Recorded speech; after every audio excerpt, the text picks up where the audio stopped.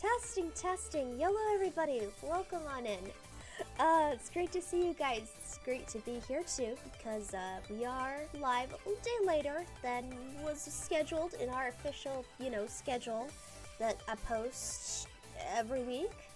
But yeah, as I'm sure the people who are hanging around for the Tuesday stream are aware, while I was playing Genshin, I did end up getting a little sick. I'm still a little sick, but the worst of it has passed, and I'm on the downhill.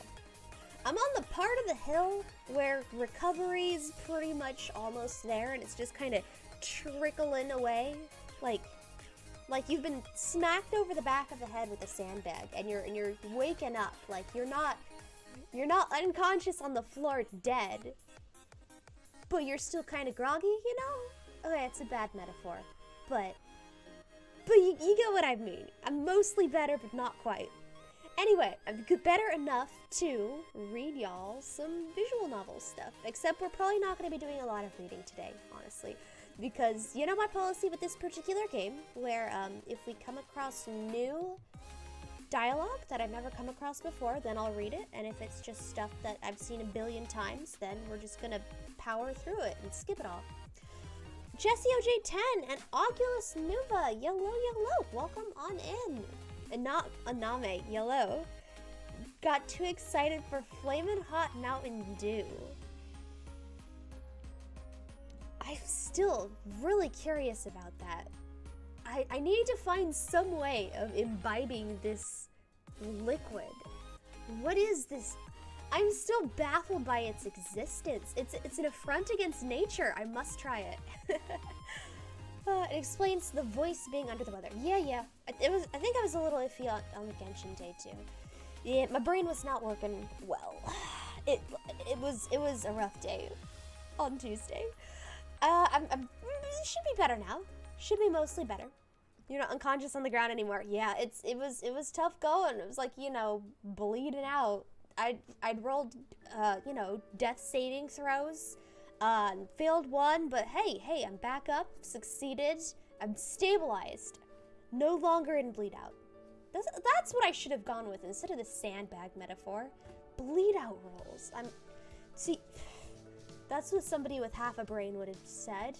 Anyway, guess you saw the Obi-Wan Kenobi on Disney Plus. Ayo, nice. I know there's been a lot of hype about that. I've been blind to it, so it's like I haven't seen it, and I haven't seen any spoilers, which I'm very proud of. Pat myself on the back for that. But yeah, I do know there was a lot of hype for it back when it was first announced. So, what do you think? Did it live up to the hype? Yay or nay? Does it live or does it die? I can't. Why is my thumb not doing the gladiator thing? It's like, it looks fine like this, and then turn it upside down. It's like, nah. We ain't doing a thumbs down. I'm being, well, what's the term? Technology is trying to keep me from making negative gestures on screen or something. No thumbs down allowed. The first 2 episodes are pretty intense. Oh, okay. Is that all that's out? That would make sense if only 2 episodes are out right now. That's right. Shows only air an episode at a time. I'm used to binging them for shows that have been out for years and years. And I keep forgetting. It's like, no, they come out. They trickle out. It's very frustrating. All right. Sorry. I gotta make sure I can actually talk today. Yes, golden treasures are great. So the plan for today is we are going to find all of the, not really endings, but we're gonna get all of the cards and eventually get all the endings. We'll probably not get all of them, but we're gonna try and get as many as we can. And I think this will probably end up being the last golden treasure stream for a little bit at least. Who knows? Maybe we'll do it again in the future to keep on 100%ing all the endings. Maybe we'll do the second one, because apparently there is in fact a second one, I was informed, and I was shown a trailer of it. But yeah, let's power ahead on that right now. Let me rearrange the screens so I can see your messages, and more importantly, pull up this guide that I found for one of the goals. Where is it? Here it is. The Clan Singer pack is one of the things I need to get, and I accidentally found a guide and accidentally read it, and well, it's too late now. I've already found a guide for it, so I'm gonna keep using the guide. But everything else, I'm going to just play normally. But I do have a guide for the Clan Singer pack. All right, let's go over. Whoopsies, that is loud. That is loud.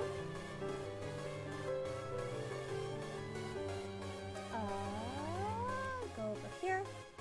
Boom. Figured it out? No! Why? Okay, pause this and click this. Yeah, there we go. It's all working now. Okay, let me move my screen. Nope, nope. There we go. All right, screen has been moved. As usual, let me know if this sound is too loud or if this sound is too quiet. And we'll just start the stream. So I think this is where the cards start. As you can see, I'm missing 1, 2, 3, 4, 5, 6, 7, 8, 9, 10, 11, 12, 13, 14, 15. Oh, wait, no. These aren't tarot cards. 15, 4, 13. I think I'm missing 13. Yeah, that looks about right. I'm also missing a lot of pictures.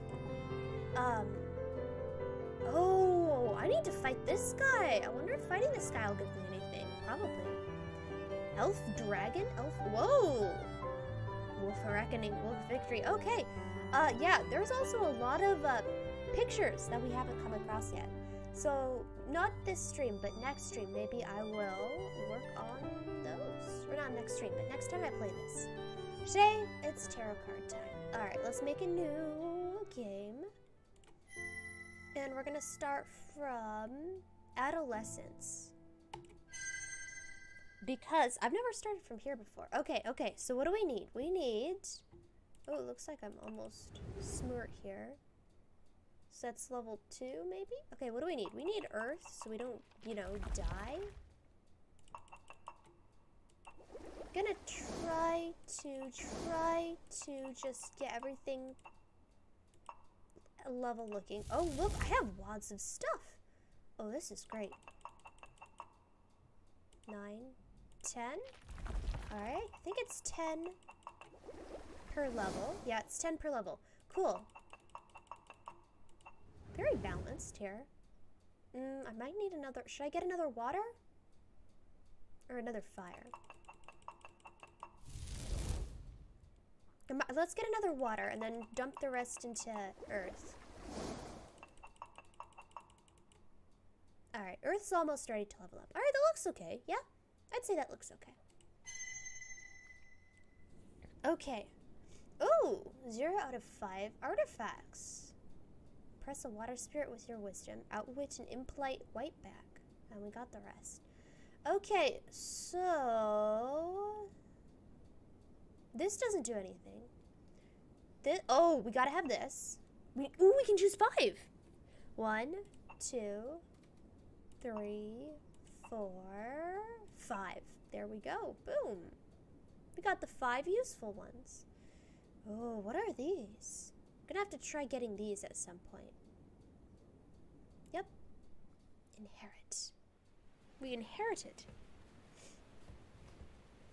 Oh right, I wonder. I don't think the dialogue's gonna be different for starting from this spot. I don't think.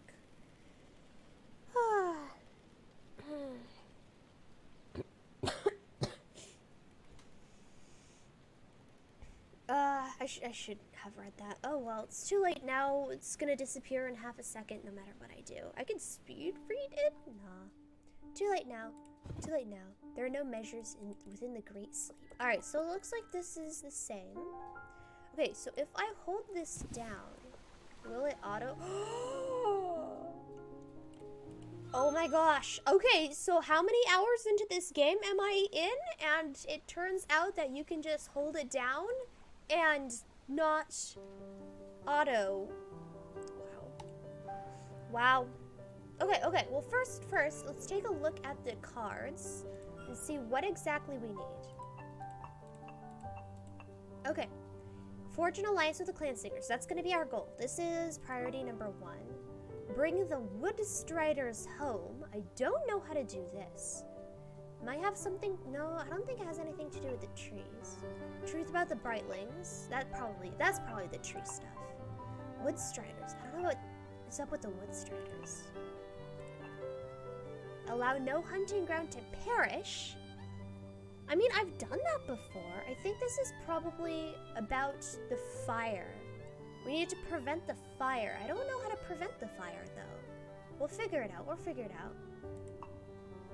Defeat the master. Oh, that's part 3. Okay, so that's part 3 stuff. Part 3. In part 3, open the dreaming door. Ooh, okay. So... Okay, so... I need to figure... Okay, this is the goal. We're gonna do the clan singers for sure, because I know how to do that. I don't know what this is. We're gonna have to figure out... Oh, I bet it's the skinwalker guy. Rules out kidnapping this round if you want to forge an alliance with them. Yeah, no kidnapping a shining eye. But, even better, I'll kidnap his whole family. We've upgraded from kidnapping children to kidnapping entire clans of people. Okay, I think that's the tree thing. And then allow no hunting ground to perish. I don't know how to do that. But... that is a goal. Okay, so let's just unlock this so that we can farm some affinity, standing, all that jazz. I do need to eat. I should probably eat. The piggy, eating place is up here, I think. We gotta chat down. It's this one, yeah? I think it's this one. Let's go, we gotta eat soon or we are going to die. I've never died of starvation yet, I don't think. I've died of poison and mushrooms and death by the prey killing me and all sorts of things, but I don't think starvation.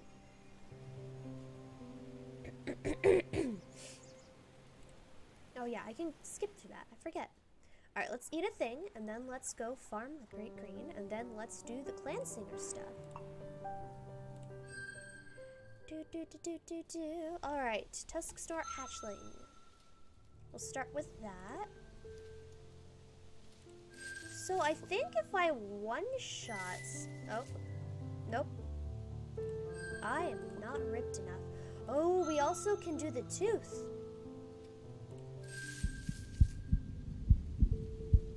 Should we do the tooth now, or should we do the tooth in chapter 3? Because apparently, if you do the tooth in chapter 3, you get different pictures, or the pictures are not fuzzy, but it's the same amount of stuff. I don't know. I'm not entirely sure what chapter 3 will do. I might end up doing it in chapter 2. Let's do this. Just to... Oh, that's right, Singer.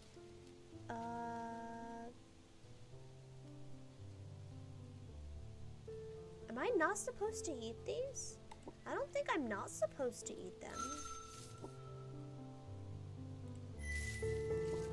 Okay.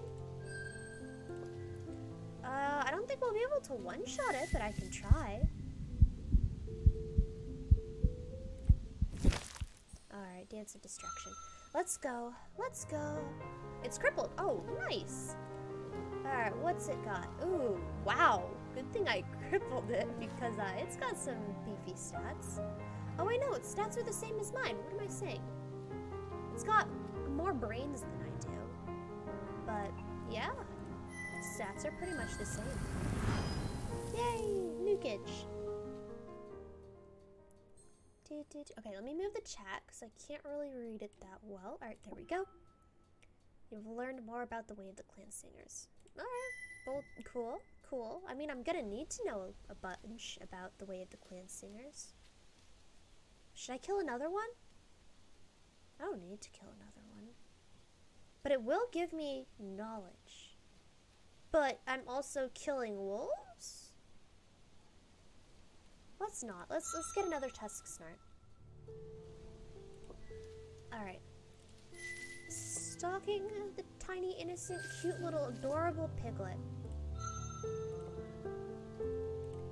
Oh, speaking of Piglet, I found out today that apparently Winnie the Pooh's franchise IP or whatever went into the public domain like last year or something. So like Disney's Winnie the Pooh is like different from the normal Winnie the Pooh. And as long as you don't make your Pooh look like Disney's Winnie the Pooh, you can make Winnie the Pooh movies. So apparently they're making a Winnie the Pooh horror movie, which is terribly horrific. I don't know why anyone would ruin everybody's collective childhood like that. And I am horribly shook at this news. But apparently that is a thing. Attempt to reach the heart. We need the stats for when Flare shows up. Okay. Well, it looks like I'm not getting any water stats this round, but maybe I can get some more stats? Great, I had enough. I had enough earth. Okay, maybe I can upgrade my fire stats.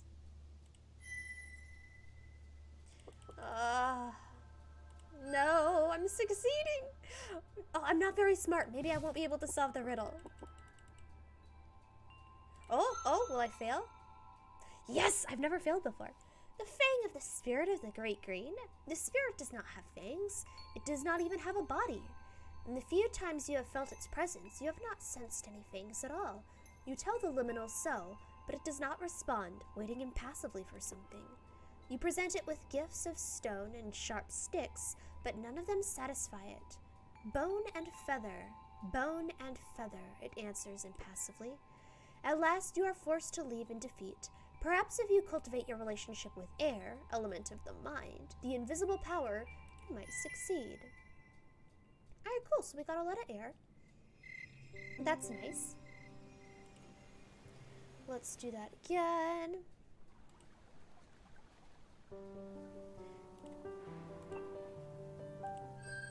Yeah, I might have stats that are too good for this.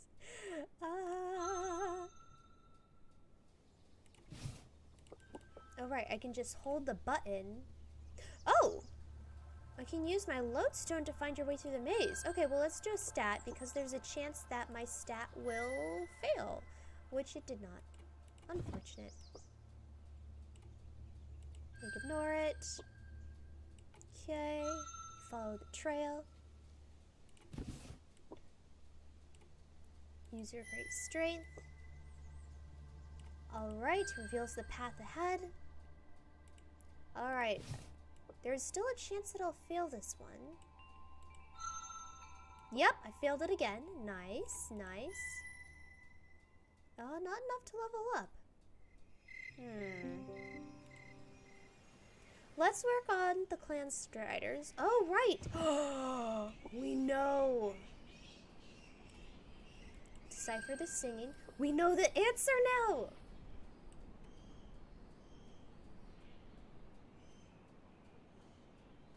All right. Okay. So, they told us the answer when we failed it last time. So this isn't cheating. We didn't look it up. We just know the answer now. The flowers laden with nectar, the clean aroma of night, the fragrance of rain-sweetened grasses, all of these are wondrous scents. Tell me then, of all things, what smells best? It is close indeed, right in front of your very face. This is such a... this riddle. It's not roundabout? That's not the word I'm thinking of. Rips the rug out from under your feet. Can't believe this thing. The shriekers as one take flight and leave your lair, happily defeated, laughing in their tiny voices at the answer as they sent their way to a new home. Such a pun, I guess. Hey, Mikale Mastra, welcome on in. Welcome. We're working on getting all the tarot cards. We're gonna work on the Clan Singer one first, but we also have a couple more for chapter 2 that we could work on. Before it leaves, the eldest from among them teaches you a secret method for extracting fire seed from bat leavings. You collect enough of the stuff afterward to make what amounts to a wad of pure destruction, just waiting for a flame to kindle it and unmake nearly anything. You call it a boom for the sound it will surely make, and store it safely away in your trove. Ooh, another bomb! We got another bomb! This is a boom, called so on account of the sound it will surely make when fire is applied to it. You created it out of shrieker leavings. Alright, we got a bomb! Nice! Alright! That was worth it. Alright, I think the other clan singer is over here. Let's also do some new dialogue options that we haven't done before. Alright, there's the other clan singer. So I'm gonna try to talk to people a different way this time. Even if it decreases my reputation among the kin, I do want to do different things. Alright, so let's work on clan singer. So I think this is the lone clan singer that's leaving the pack. Okay, so according to the guide, we need to speak with the lone wolf about all topics and leave peacefully. Okay, so that is what I did during my last playthrough. So I guess kidnapping the kid was what pushed it off the deep end. Once I kidnapped the kid, they didn't want to join me, I guess. Alright, what are their ways and their truths? So we've already talked to this guy about everything. So, I'll just skip through all of this dialogue. He's leaving because he wants to find a mate. Alright, does it have knowledge of treasure? Yes, my family is my treasure. Why do they sing to the moon? Attack it. Dismiss it from your presence. Okay, cool. Cool. We need to...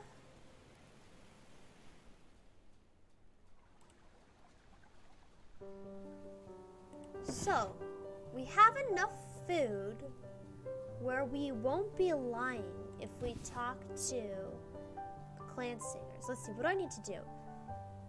Challenge or defeat them or leave them with honor and a successful earth check.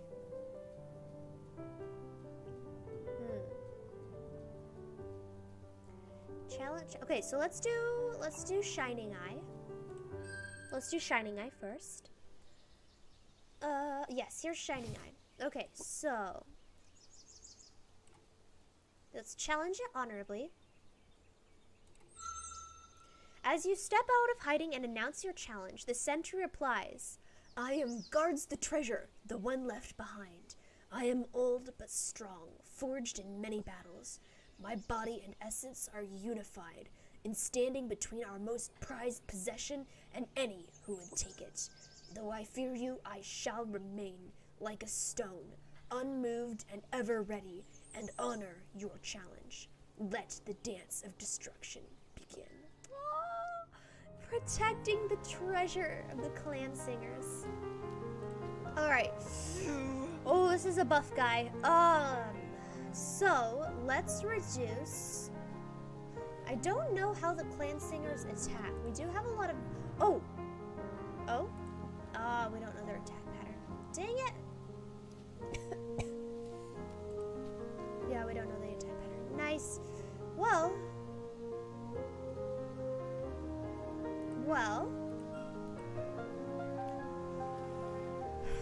let's pacify it to reduce its fire. Thank goodness we have pacify. Okay, so now it's got the same stats as me except for air. Okay, so have I fought a clan singer before? Probably. I don't know where my paper is though, and I don't feel like looking for it, so I'm just gonna figure it out all over again. So should I do the method I did as an ant and figure out its pattern first? Or should I just nuke it?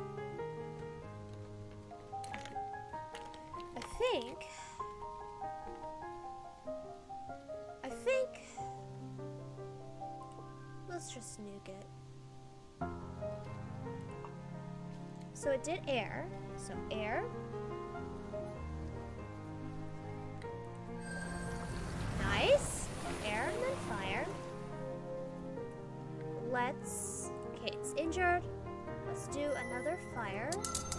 Ooh. Air, fire, water. Alright, well, we wrecked it. The Guardian is defeated and attempts to escape. Will you allow it to leave? Yes, I'll have more minions in the future. And there they are. So cute. Alright. Shining Eye. I am Shining Eye, last born of the future of the Claws of the Spirit Clan. Have you come to destroy us, oh great Drac? Aww. So cute. Alright. Oh, I gotta reread their thing. We are the greatest treasure of the Claws of the Spirit Clan. We are the immortality of our people. From our birther creator's body, we draw sacred milk, and from our giver creator's mouth, we receive warm flesh. We flow from them like a river, bringing their songs into the future. There can be no greater treasure, or so they sing. Oh, look at how cute they are. Alright, let them live and leave this place. Silently, you withdraw from the lair of the clan singers and hasten into the green, leaving before the clan arrives. When they do, they are relieved and joyous to find their precious treasure still alive and whole. You can hear them raise a song of thanksgiving for their good fortune, the song echoing and twisting joyfully among the trees. Our future lives! Love's labor is not lost. Ayo! Nice Shakespeare reference there. But yeah, there we go. So we didn't kidnap the child, and this leaves us one step closer to becoming the overlord of everything. Alright, new day. How are we on food? Should we hunt first? No, let's challenge them. Let's challenge them. Let's wreck house. We'll wreck house. Let's do this. We got this.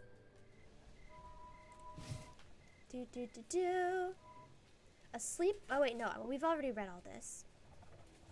So, talk to them about everything it says. So, we're just gonna talk about everything. Oh, that howling groaning in the distance is very ominous indeed. Okay.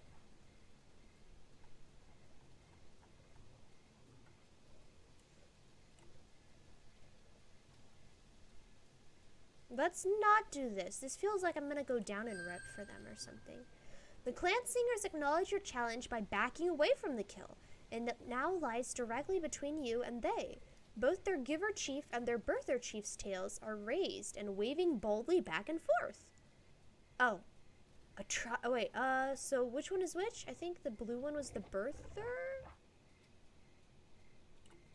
A trial by fang and claw, or a trial by song? A contest of song? Huh, let's do this. Silhouetted against the fading night, the birther chieftain throws back its head and becomes a pillar of wild music. Its song slices through you, straight to your essence, as it recounts the honor and exploits of its clan.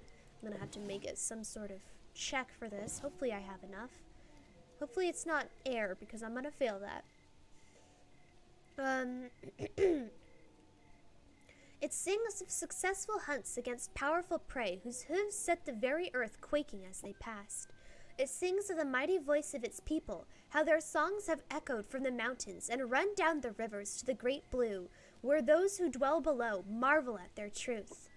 It sings of the seeds they have planted in the field of time, cubs birthed and raised with such skill that they journeyed alone through the unknown wilds to far lands and founded clans of their own. It sings of the sacred pilgrimage taken by the clan to the heart of the Great Green, where they obtained the gnosis of their true being, that they are the claws of the spirit, talons of the Green One. Oh, this makes sense. So the Drac are the fangs of the spirit of the Great Green.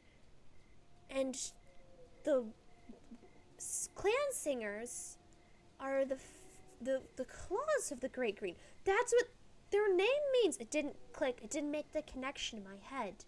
Oh, that's cool. That's cool. So, I talked to Darktooth, and Darktooth said that the Woodstriders also play a part in the Great Green somehow. So what are they? If we are the fangs, and they are the claws, are the Woodstriders like the crown, maybe? The heart? I don't know. Alright. And finally, it sings of the love which binds the clan together and which will never fade, and the others lift their voices in affirmation. The very stars seem to echo their song. How shall you reply? Oh, I'm gonna fail. Oh, I'm gonna fail. Well, I do have... It is not showing up here. Dang it. I had that little thing that... I'm gonna fail no matter what I do. Let's do this one, because at least there's a chance I might succeed. I'm gonna fail. I'm gonna have to restart the run. Assertively, you roar out your greatness. Your wisdom and strength are known to many, and beings both large and small have sung of your exploits. I failed. Your boasts, however, ring hollow. While all know you as the kin lord of the spirit wood, too few have sung of your adventures, and the clan singers question their truth. You attempt to insist upon it, but already you have been thrown off balance, and soon it becomes clear that their song is mightier than yours. You have failed to touch them deeply, and you know that it is so. You are forced to retreat, your confidence weakened, though you have learned a thing about how to succeed in contests of song. The clan singers return to their feast under the pregnant sky. Dang it! We failed! We failed. Oh! Oh? Oh? We didn't fail? We succeeded! Hey! In humility can come success. It is a hunting moon, and as you bathe in the moonlight outside of your lair and look over your domain, a many-voiced song rises up from the depths of the Great Green.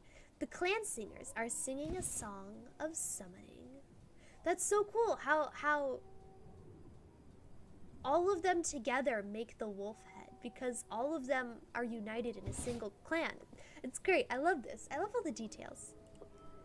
We call upon the long-necked lord, the Firebringer, remnant of before time. If you know honor, come to us. The Spirit Claw clan summons you. You find all the warriors of the clan waiting for you on a hill at the edge of their territory, facing your lair. As you approach, their giver chief and their birther chief rise. Their giver chief speaks first. I am Splits the Night, who rends the darkness with a clear voice, creator of many, and first into danger. This night it is given to me to sing of our grievances with you. Unwisely, you have dared to challenge our might and found only failure. The scent of weakness clings to you. Whoa, okay.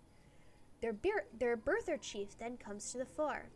I am fragrant spirit, whose essence is pleasing to the Green One, creator of many and source of life. This night it is given to me to sing on your behalf, to count your virtues. You have dealt fairly with our seedling. The bold dispersed you allowed to pass and carry our essence to places unknown. Our song and future are strengthened. Great and wonderful is your mystery, for you have spared our future. Our cubs are safe in their den, though you had the power and the moment to destroy them. Though we understand it not, we give thanks for your mercy, for the shadow of love we find in you. We perceive that you are not an enemy, but we understand not your ancient mind. Our confusion disturbs us. Why have you shown love and honor to a people not your own? Alright, ooh.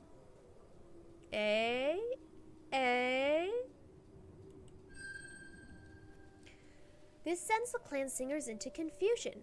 Can love, so holy to them, extend between beasts of different kinds?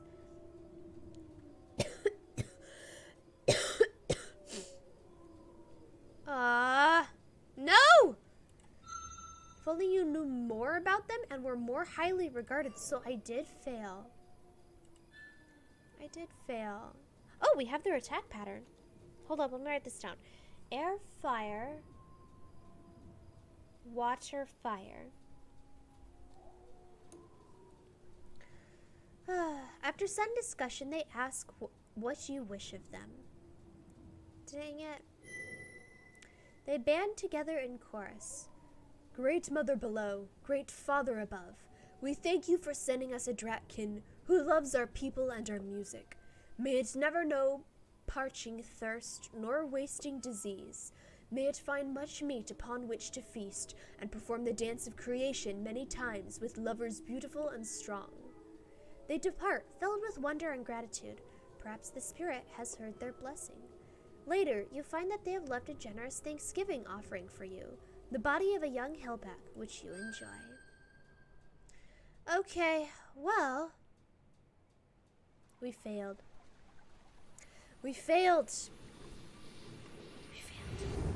But oh well, there are other things in chapter 2 that we can work on.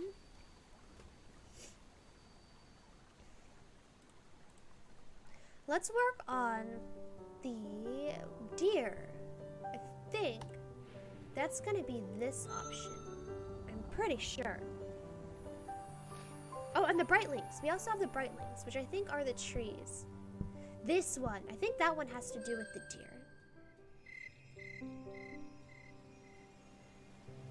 Let's see, which one are the brightling trees? The brightling trees. Ooh, excuse me. This is the woodpecker tree. Which one are the brightling trees? Are they even in this thing? Let's keep exploring. No, it's this one. It's this one. Yes, I remember. It's this. That's the brightling symbol. There we go. Okay, so I think, whoa. I think what I did before, I did everything except light them on fire.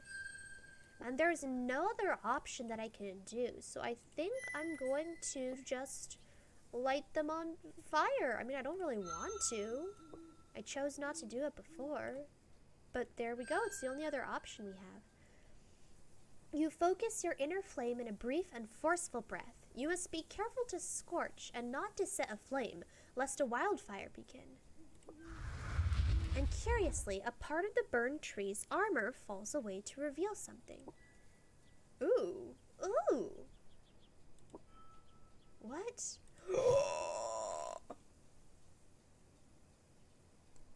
Oh. Well. We've come across alien mushrooms that are other. I've known that the brightlings are other and that the other are aliens. But I didn't make the connection. Are brightlings? What are they?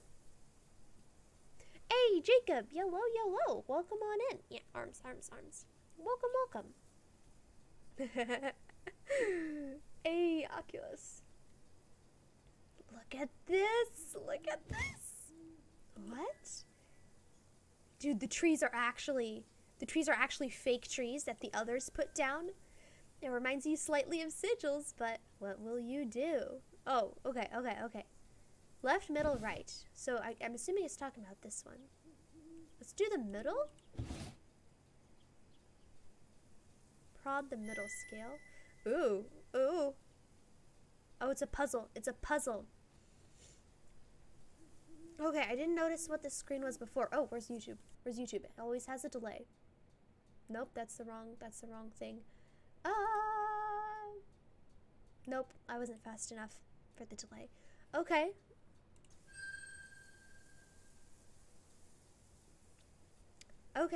Oh, it's a pattern. You have to fill in the blanks for which one is missing. So this has 3 sides. This has 4 sides. 1, 2, 3, 4, 5, 6. So I need to do one with 5 sides. 1, 2, 3, 4, 5, 6. Nope. 1, 2, 3, 4, 5. This one. This is the right scale. There we go. A strange section of the tree trunk vanishes without a trace. Oh, no, let's try again. Let's try again. So, 1, 2, 1, 2. So this is the left one. I didn't realize it was a pattern. I was just pushing randomly. Okay. Triangle, triangle. Ooh, this is tricky. Triangle, circle. Oh, 2 triangles facing inward. These are facing outward. Now they're facing inward. So it's this one. It's the left scale. And then this one is the right scale. There we go. Okay. So this is the right scale. These are just like IQ test puzzle things. Just like logic puzzles. Right scale. This needs... Yes, the left scale. Okay. Yes, the left scale. Oh, this one's a tricky one. So, the only one that it can be is this one, the right scale.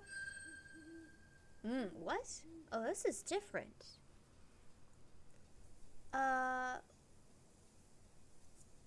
Well, it's not the middle. Oh, it has to be the left. It's just rotation. It's just rotation. Okay. I think it's this one? Yeah, it's the middle. As you choose... Oh, wait, did I miss any dialogue? No. As you choose what you believe to be the final correct response, the markings fade away to be replaced with the tree's customary imperturbable armor. Nothing occurs immediately, and further attempts to recall the symbols with fire are fruitless. Was it all for nothing, or have your actions set something into motion which is not yet revealed? Either way, you certainly feel as though you have sharpened your mind. Was that last one correct? I hope it was. You make your way back to your lair, still thinking over possibilities etched snow white on the flame-kissed bark. Okay, so I'm assuming I can come back to this location later. Like with the Minisks. I probably can come back to that location and find out more. Ooh, that's cool. Logic puzzles. Who would have thunk it? I certainly wouldn't have. Yeah, we'll come back later. Alright, cool. This. Or here, let's go over all the symbols and see what we haven't done yet. What are the random encounters? I know there's mice stealing all our treasure. Oh! Have I ever gone to that location? I don't think I have. I don't think I've ever gone to that location. Let's go there. Let's go there.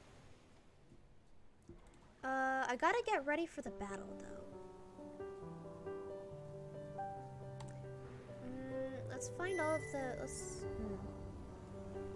So that clover-looking area. I don't think I've ever gone to the clover area.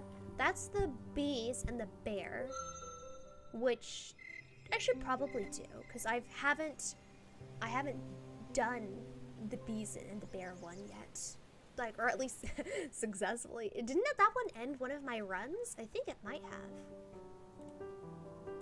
And I do still want to solve the riddle with the one dragon.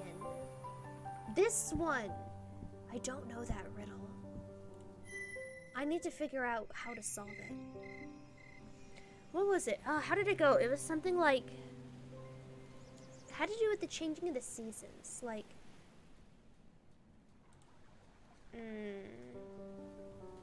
I think, I can't remember.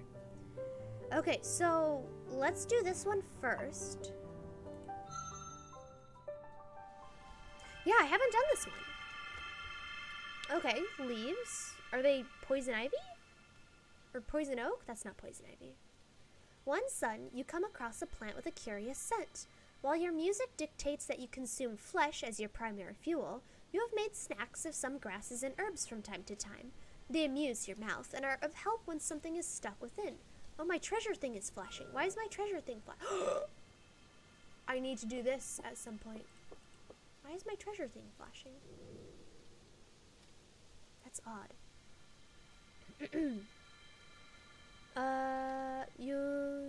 They are of help when something is stuck within.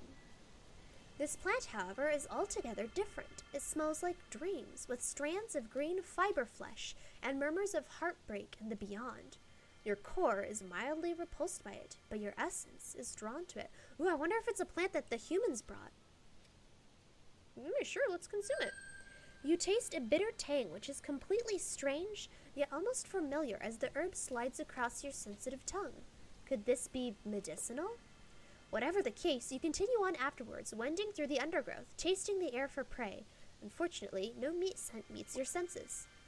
Or wait, was that no meat sense meets your senses? Hey! Hey, look at all this! Look at no meat sense. You do, however. Oh.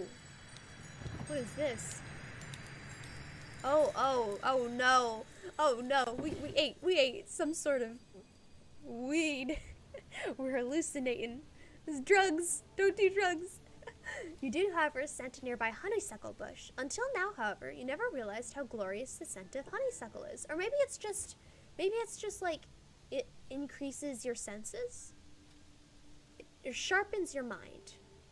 It trickles through your mind, seeming to embed itself in your very essence. You bury your muzzle in the honeysuckle and inhale it, taste it, let it flow all throughout yourself. Whoa. Moving on, you feel the way that tall grasses brush against your underscales.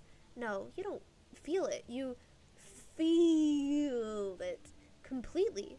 How could you have never noticed how wonderful it feels? Grass. Flopping down on... Oh no, it's like dragon catnip. Dude. We found dragon catnip. Look, actually acting like a cat. Look at this. Flopping down onto your side and rolling around. Oh dang, the sky went pink. Okay, yeah, never mind. This isn't catnip. This is straight up drugs. Flopping down onto your side and rolling around, you can acutely sense every last scale on your body. Can taste each one lighting up as the grass caresses you so very tenderly. Ooh. Your whole body is alight, and then it is light itself. You're seeing yourself dissolving into the grass, into the nearby trees, into the wind as it touches you, and yet you are not at all alarmed by the dissolution.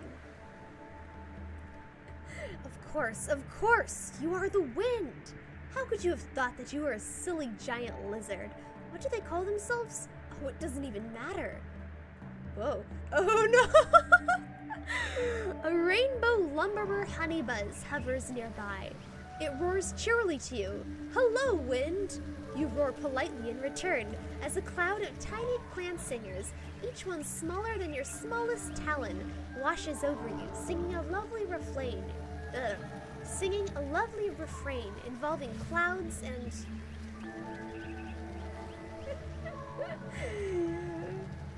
Got her Drac teenager high? Wait, again? When did I do it before? I guess this is a Drac teenager, you're right. Can't believe you're doing drugs on stream accidentally. Winners don't do drugs. Accidentally, I didn't know it was drugs.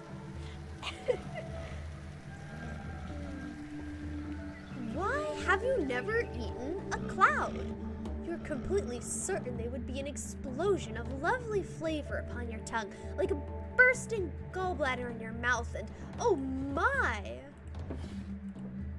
You want to. You need to. Is it gonna eat like a... What's it gonna eat? What's it gonna eat? Oh no. Please be just a sheep. Don't eat a chalk or something. I don't know. Eat something's gallbladder. Right now. You hop from treetop to cloud top to the tops of tiny flowers, all of which support your weight perfectly, and sing gallbladder every time you land on them, hopefully because you almost forgot that idea. And it's so amusing that you almost forgot that idea. It's even amusing that you were amused that you almost forgot that idea. As your tail thumps joyfully, the thought occurs to you that if you were a no-tail, you couldn't thump your tail. In fact, do no-tails even have a way of expressing amusement? Wait, no-tails. No-tails.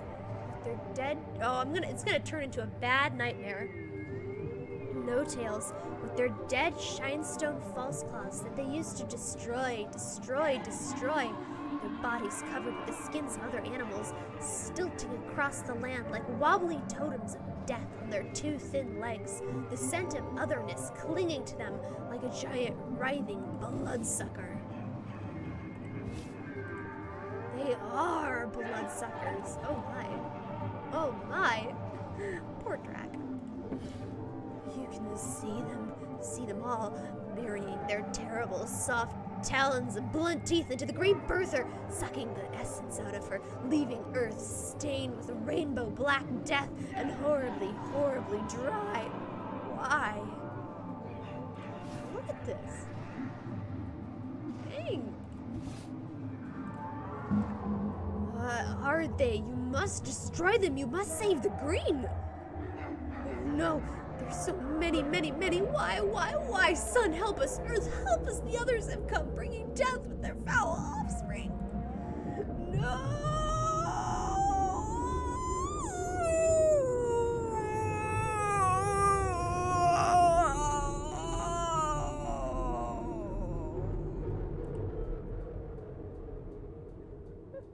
When you did shrooms twice? I did shrooms twice?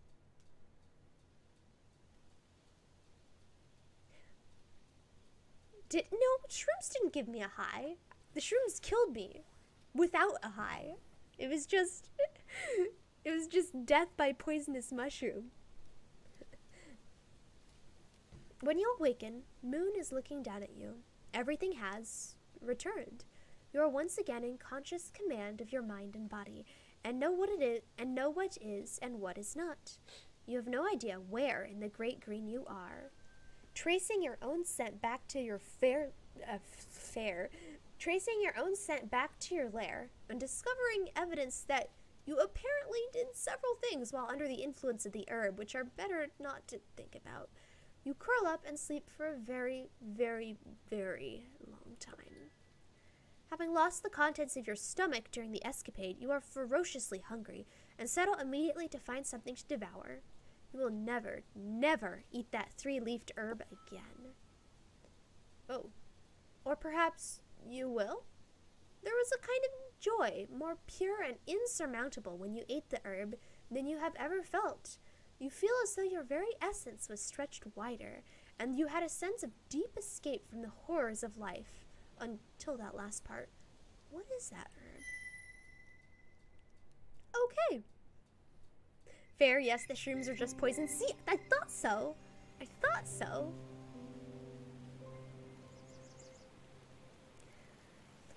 So I guess you can go back to that node? Yes, go away. Can you go back to the node? It says, or will you? You can go back. It's probably gonna have a different story every time you go. Dang. Okay, so that was not the thing I was looking for. Let's try the Skinwalker. Alright, Skinwalker time. Let's go. This was really creepy. There's a hidden option.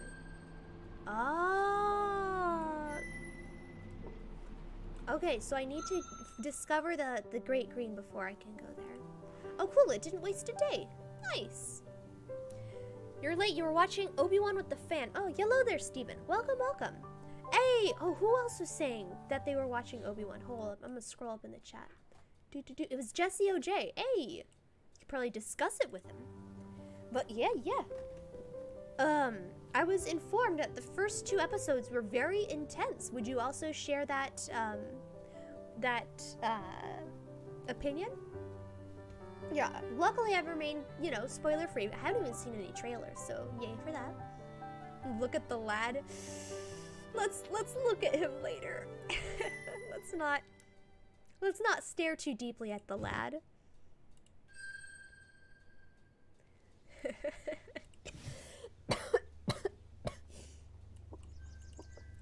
We gotta, I think, I'm pretty sure that the skinwalker is the thing that I'm supposed to do for the deer. I'm not 100% though. Oh, I could also get free food there. It's a great, strong start to the show. Hey, I'm glad to hear it. Glad to hear it. I know a lot of people weren't too happy about Boba Fett, the book of Boba Fett, and how that turned out. So I'm glad to hear that Kenobi is turning out okay too. Alright, cool. So we solved the riddle. Nice. Let's go. Space pox. I mean, that's one way of saying it's not actually a pox, I would say. So you know how people have like decorative plants and stuff that you like, you know, keep in your house for whatever reason? I don't know why you would do that, but whatever. People like having plants in their house. There may or may not have been an alien plant on the spaceship that, yeah, flowered, I guess is the right word for it. I guess it flowered and then had like a ton of stuff that it shot in the air, and yeah, having a reaction of sorts to that. Like, I'm not allergic to normal earth pollen as far as I'm aware. I mean, maybe I am and just haven't noticed. I'm pretty sure I'm not allergic to pollen, but I'm allergic to whatever this stuff is, so yeah, gonna have to deal with it. Yep, more or less. Alright, so I think we're good for the skinwalker. Alright, skinwalker time. Is it the same? Oh yeah, the Woodstrider's beloved children of the greed, flayed, tortured, disemboweled while still living. So I think this is the Woodstrider thing. I'm just gonna read this thing to myself because this was a very powerful text, I remember.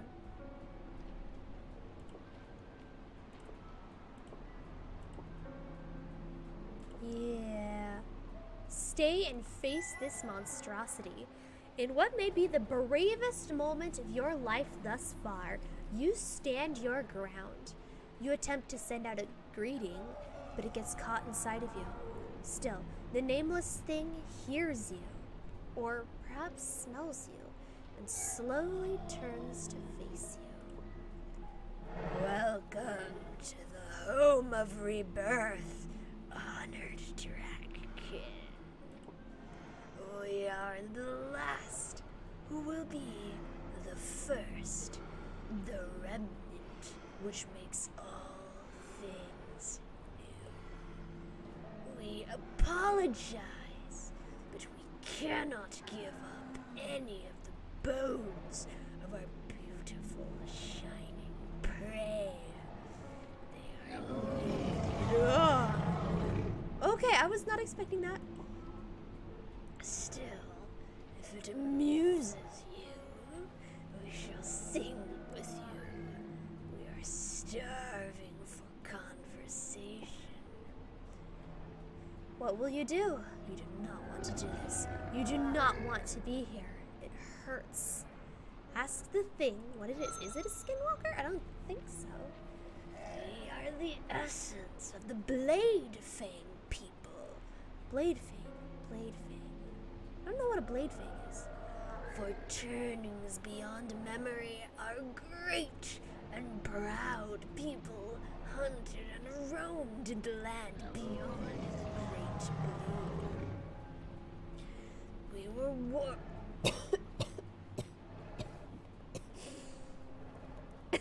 Maybe I should choose a different voice.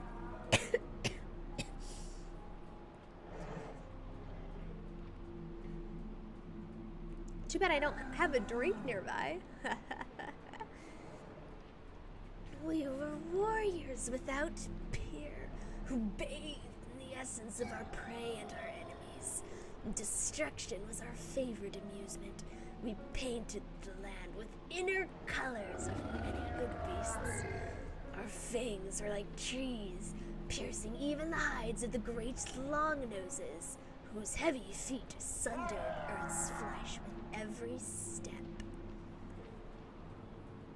Okay, so I don't think the great long-noses are a creature I can learn about. So, across the ocean, is this guy coming from like Asia/Africa area? We feared none. It is said that the first of our people was so mighty it competed only with the Draken. It even slew a kin who dared to challenge it, though the kin was strong, and tore the first's muzzle off before it was silenced. Now toothless, the first ripped out two of the Drak's mighty claws. Oh. Saber-toothed tiger's blade fang, maybe, and shoved them into its brooding face, where they took root and became the great fangs for which we were known. It's a skinwalker who thinks it's a saber-toothed tiger? Its song is like claws slowly pulling you apart. Ask it what it wants here. We are in the process of rebirth. The great beasts we hunted grew few as the land shed its icy skin through many turnings. Okay, so it used to be a saber-toothed tiger? The sun taunted us from the too warm sky, and we became broken, desolate, unbending. At last, the tailless, foul seed of the others arose, destroying our long-nosed prey. Oh, the mammoths, maybe. Herding the last few of us onwards. In the end, all of the Blade Fang people were destroyed. There were no birthers, no givers, no siblings, no trace of the music of our glorious and violent way. The last of us was destroyed by the no-tails, and the final silence descended upon us. We were called back to the source, to cold infinity. The thing grips its stained false fangs tightly and grinds its teeth. But we will not follow. The song of the Blade Fang people shall not perish from earth. When the last was destroyed, the essence of all our people clung to the tailless warrior who silenced us, filled this twisted flesh layer with all of our hatred, our disobedience, our refusal to fade away. So this tailless is being possessed by the entire spirit of the saber-toothed species. Look at that. That is something else.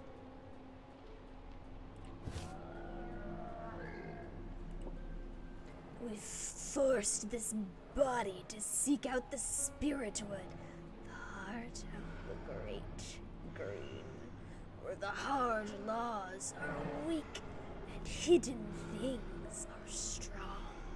Even the great blue we have defeated, crossing over it by cold word ice paths. The tailless essence remains within us, but we have the mastery now. We shall oh yeah, see, look, the essence is coming out of the mouths. We shall turn this body, twist it into one of us, a Blade Fang, and our people will rise again. You do not want to know this. Please do not ask it. How can one body, one essence, become another? How will the thing resurrect those who are entirely gone? All things are possible for those with the will to defy the great powers. We have rejected Earth and Sun, and curse them for allowing this to befall our great people. We are filled with inspiration to mar and break what has come before. We have learned to find amusement in suffering, joy in the confusion of our prey as we slowly peel them apart. Without and within, we will merge and fill this vessel and be reborn. Hey there, no name. Welcome, welcome. This tailless looks quite feral. Yes, so it has explained to us that it's, from what I can gather, the entirety of the saber-toothed tiger species was hunted to extinction, and this was the person who killed the final one and committed the genocide of the species.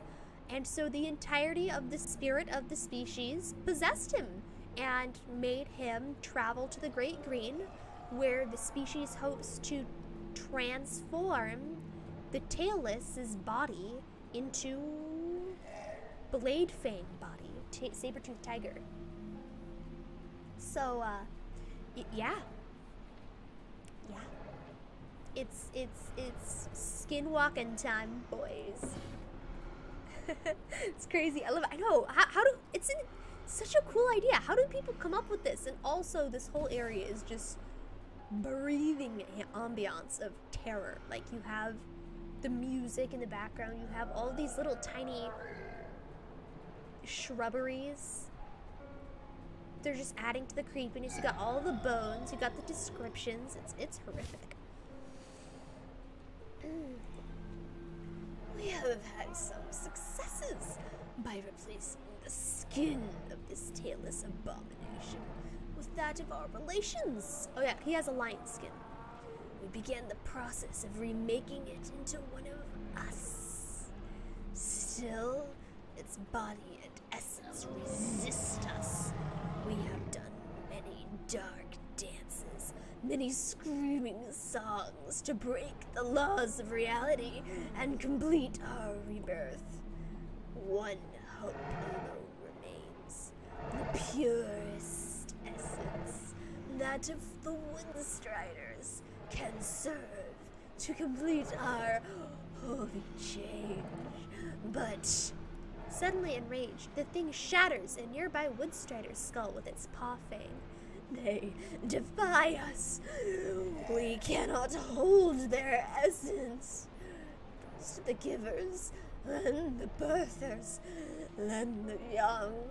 We have stripped them of all the flesh, but their true essence slips through us, turns to dry crust in our paws on the ground.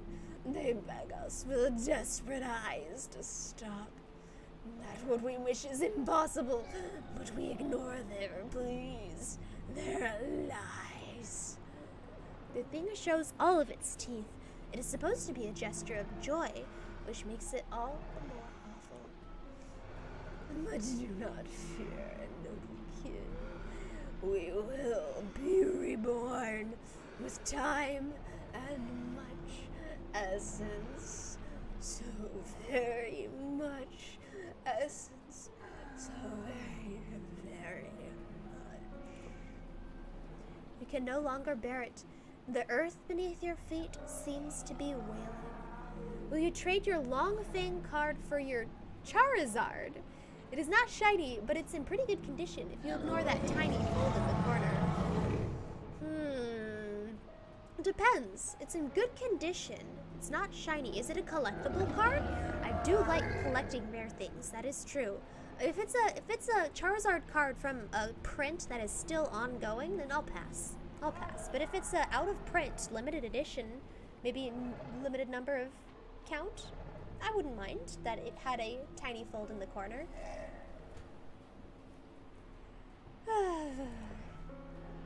This is worse than the tailless. A violation of a truer law even than the destruction and creation. Both of those great and noble forces are being tortured and mocked here. You could simply destroy this abomination, but it is no longer a tailless nor a blade fang, and you have no idea whether you are powerful enough to defeat it. You have heard, however, that there are special defenses against beings such as this, whom reality itself hates.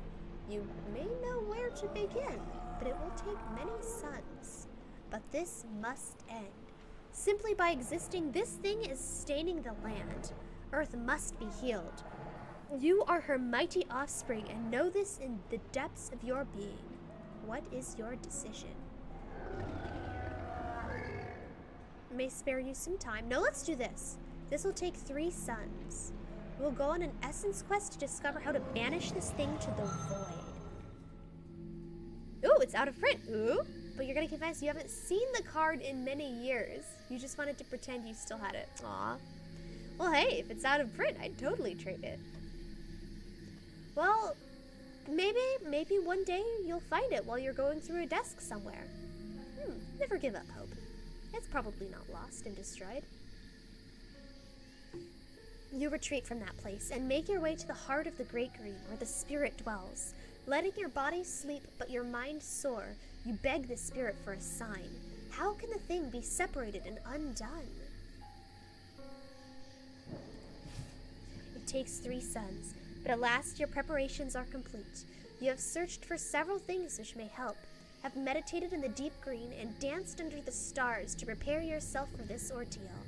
Now you must return to the cursed lair. The thing is still there, trying vainly to extract the noble essence of the Woodstriders from their tormented bodies. You use a sacred substance which flows from the earth itself, called salt, to put up a barrier, protecting yourself from the toxic spirit. Oh, dragon exorcism time. Imbibing certain secret things, you open up your essential eye, which sees what is hidden, and cross over to the shadow of the world, the hidden land. Ooh, we're astral projecting or something? Oh, look at all those Woodstriders that he's sacrificed to try to save the species.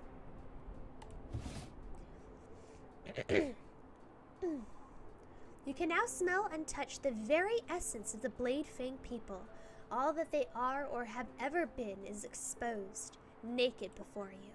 How will you use this moment? Put them to rest once and for all. Heal and cleanse them. Take them into yourself. Alright, let's try to heal and cleanse them. I'll try. This game's world has depth. That it does. This game has so much detail. Like, I haven't even... Dude, okay, so I think I've done all of the nodes in the juvenile stage. I haven't found all of the dialogue options in the juvenile stage, but I think I've done all the nodes. But for adolescence and adulthood, I haven't even done all the nodes, let alone done all the dialogue. And I'm how many hours into this game? It's crazy. It's crazy. And the lore for them is crazy too. Like, it's a visual novel. Dude, this thing has enough writing in it for a full novel, you guys. This is a novel's worth of lore packed into a game. This is worth your money, guys. Similodon Drak? That sounds like a dinosaur name. All of the destruction and pollution caused by the thing is occurring for only one reason. You're strong enough to endure what must now happen. You ask, clearly and calmly, why they are hurting so many, why they are staining their great mother with darkness and poison. Because they are to blame. Sun and earth changed and took everything from us. The Tailors destroyed our last. They are to blame. Let them suffer. Let them all suffer. No, you state simply and clearly, that is a lie. The spirits rail against you, assault you in every way they can, but you are like a snow-capped peak, unmovable, indifferent. You let their bitterness crash against you again and endure, and ask again, why do you do this? It is not our fault. We have not failed. We cannot fail. We are the bravest and strongest of all beasts. This cannot be our fault. Stop doing this to us. Do not question our righteousness. We are the victims. It is not our fault. They attack you again and again, and again and again. You calmly weather the storm, calling on the earth within you. Why are they doing this? Why? You do not let them escape the question. Smilodons are what most people think of when they hear saber-toothed tiger, or at least visually. Okay. I know a lot of people think of like Diego from Ice Age. Is that what he is? Like, did they take a Similodon design for him? We have the cave drawing aesthetic. It's not the first time it's shown up. I think what it's doing is, like, whenever you see an animal, you can see the lines of its essence? No, essence is blood. Well, I guess essence is also this. Spirit lines? It's spirit lines, like, will illuminate and then fade. So this is just, they're spirit lines, except constantly illuminated instead of flashing every once in a while, you know? Ah, interesting. Smilodon needs knife tooth. Well, hey, these are the Blade Fang people, so hey, very on the nose.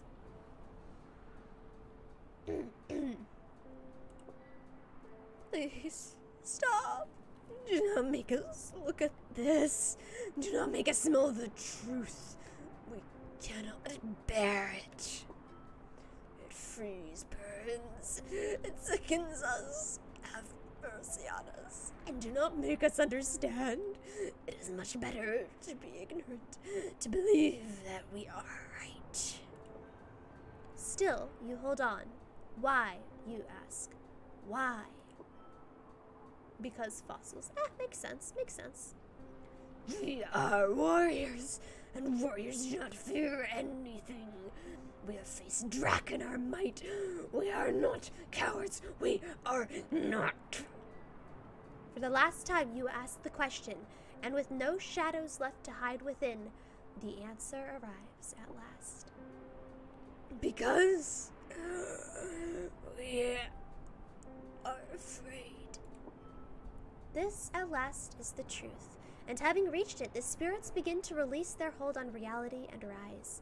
Like a lost cub, they feared destruction and railed against it. They have disguised the true cause of their actions, even to their own minds, by calling it justice and revenge. But it was never anything more than fear, and now they remember, Blade Fangs do not fear. Finally, the last of the unclean spirits rises, purified into the air, and the tailless body they plagued collapses. You close your essence eye and return to normal reality. Sun is dying, painting the green gold, and you sing a last benediction for the fallen Blade Fangs. They were warriors, brave, brave warriors. The unclean ones are gone. Where there was once a thing, a tailless giver lies here, unconscious. Its body and essence are once again its own. But what to do with a lone no-tail on the edge of the Great Green? Scaredy cats, badumts. Ooh, eat it. Leave it. When it awakens, the no-tail leaves. Even as bizarre and other as the tailless are, you hope that this one has no memory of what happened here, what happened inside it. Truly, no being should suffer so. This entire affair was a tragedy, but at least you have ended it. Perhaps the no-tail will survive and rejoin its kind, or perhaps it will be destroyed by the Great Green. Either way, you have rescued it from a terrible fate and set it back on the Great Circle, where it and everything belongs. It is over. At last, it is over. You leave that lifeless hollow, never to return. The Blade Fang people are now gone. What you did was right and good. You bathe your whole body in a pure spring of water to purge yourself of the horrible pollution. It is quite some time before you feel clean again inside. You may never fully understand what happened in that place. But there are some things which are better left unknown. Dude, imagine that thing from the point of view of the guy who was possessed. He probably remembers like bits and flashes of the experience, like of disemboweling a deer and of flashes of a great green drac with its hypnotic eye. And memories of being a saber-toothed tigers. Oh, dude, imagine that from that guy's point of view. Waking up confused and disoriented in the Great Green, which in itself is kind of like an eldritch place. You know, those places you never go into. He kills a tiger, then all of a sudden, like, wakes up in the Great Green with no memory of, like, the past months or whatever. Yeah, because they possessed him and had him cross continents. He's on a completely different continent. Oh, man. That poor guy. Oh, yeah. See, thanks, Steven. We both remembered the same point. That's great.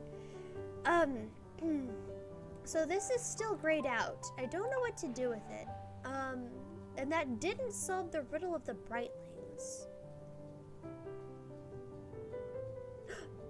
Oh, this is a deer location. I've never gone here. Should I try hunting a deer?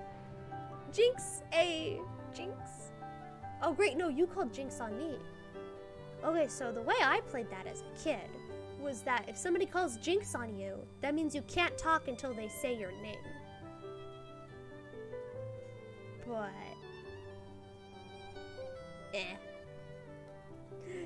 I'm just gonna conveniently ignore that. Okay, so there is a Woodstrider thing here.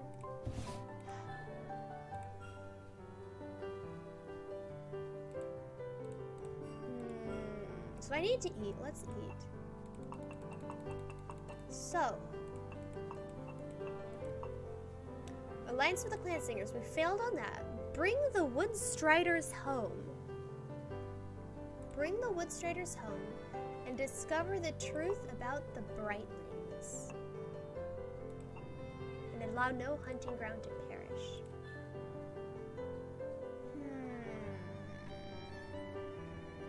Neb. Hey, tanky. In your day, if you drink someone, they owed you a Coke. Yeah, that's what the people at my high school did. But like, I don't know. As a young child in like, you know, 2nd grade, 3rd grade, 4th grade kind of thing, that's what we did. And then, you know, in high school, they're like, oh, you owe me a Coke. And I'm like, excuse me? What do you mean? I demand you to be under my power.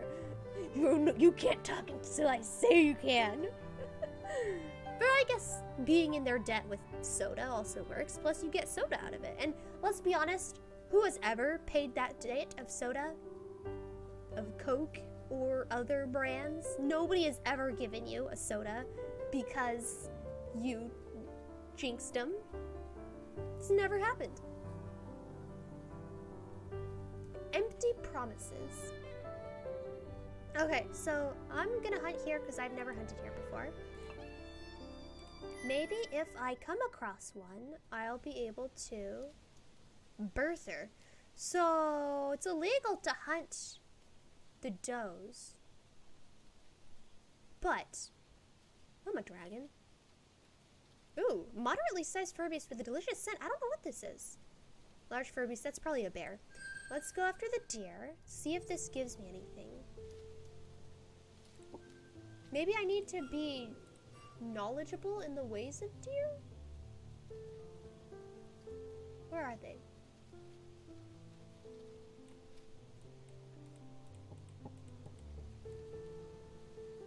Where are they?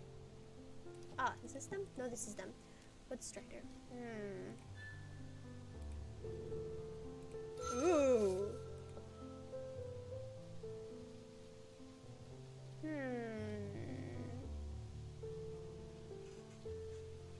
Let's observe. Get a little bit of stuff. Should we do this until it runs away? Yeah, chase. Alright, here goes.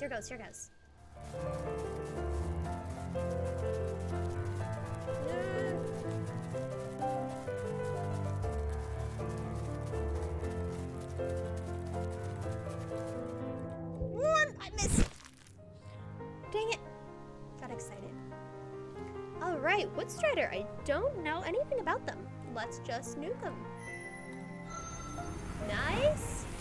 Air. Woodstrider. Air. Oh, excuse me. So it's not going to do the same one twice.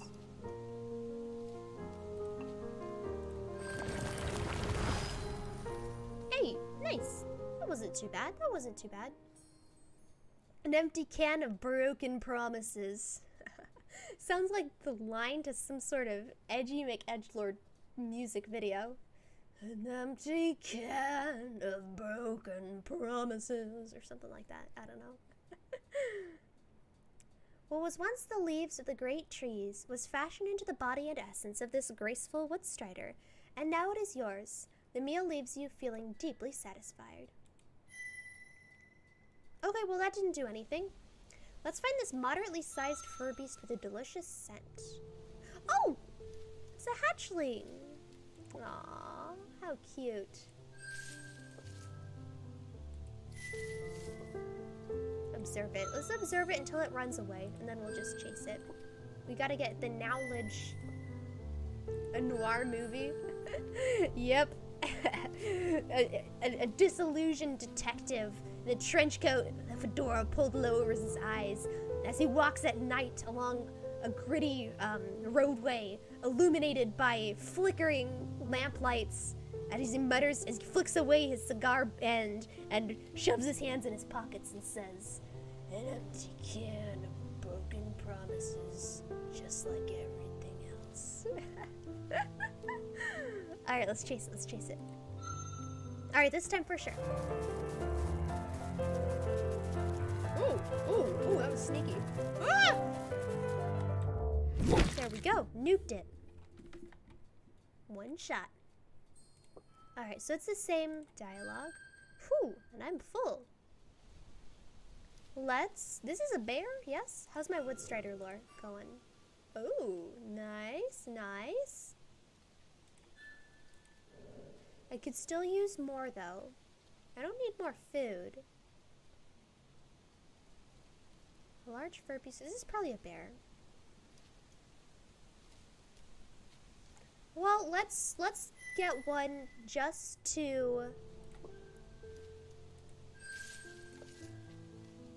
for the sake of the knowledge. We need the knowledge. Okay, let's go, let's go. A bit of boinging away.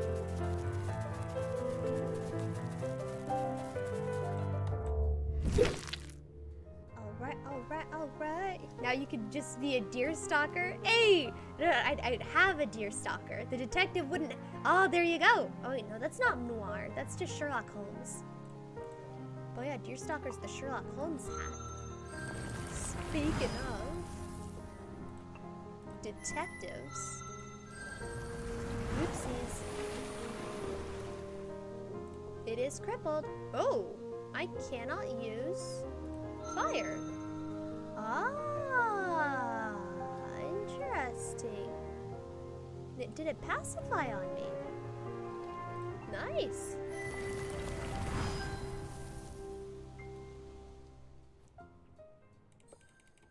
Okay, well, I did get knowledge, and that is what I wanted. So, oh, Flare's gonna pop up now. Tomorrow. It's time for Flare to show up. Okay, so, what else can I do? Let's just explore everything and see if, yeah, he's gonna come up like tomorrow. Look at that little sliver. Let's see if I can find any Woodstridery stuff. How do I prevent the fire from happening and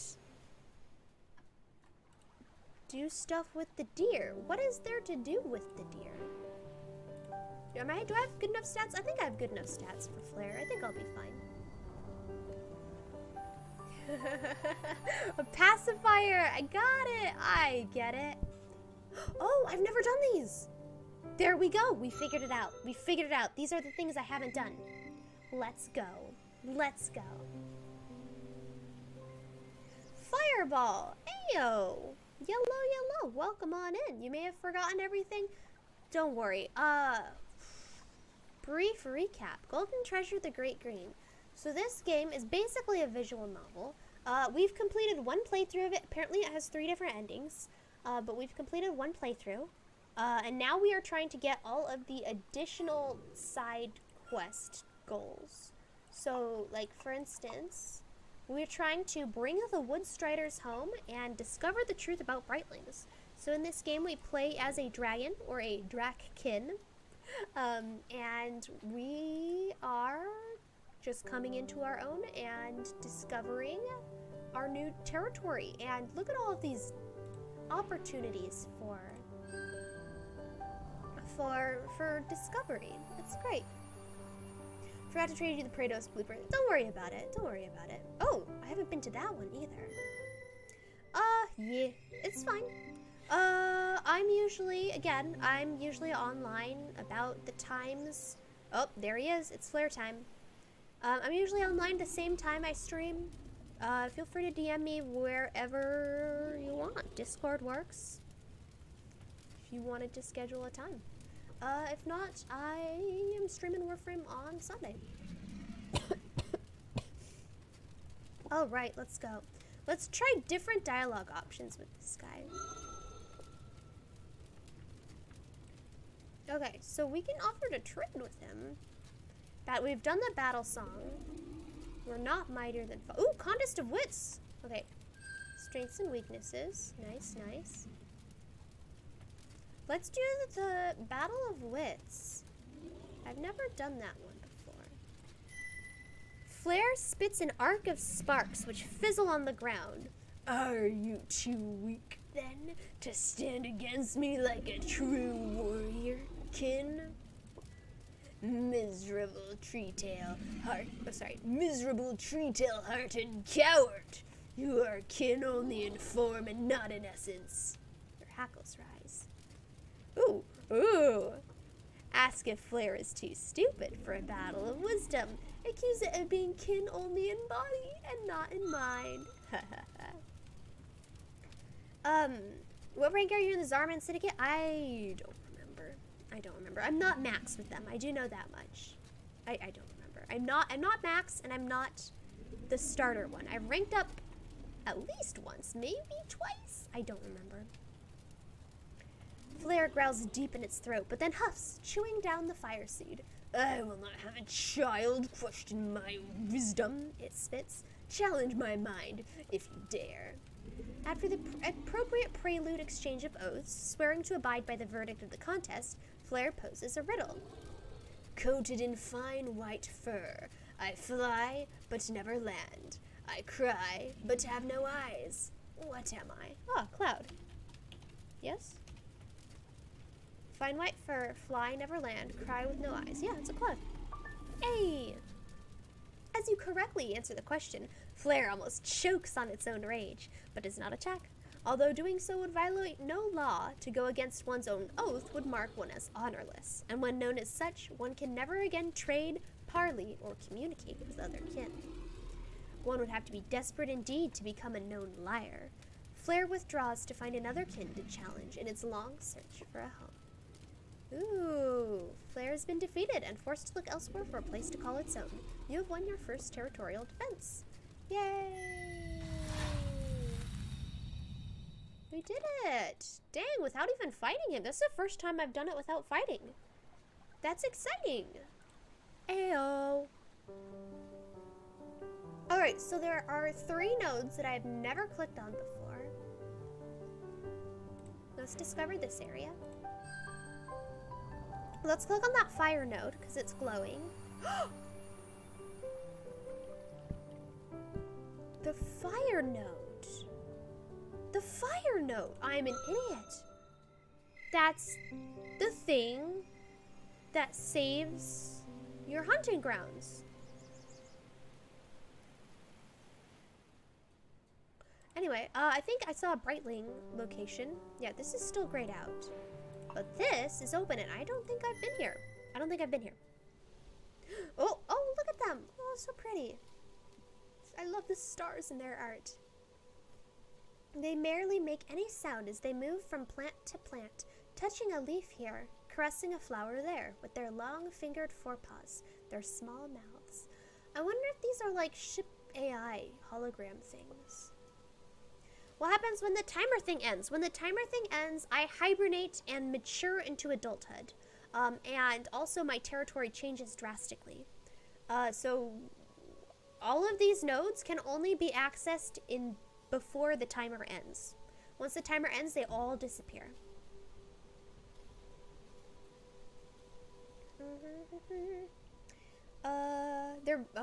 Their movements are measured and slow, as if every step, every gesture was carefully planned.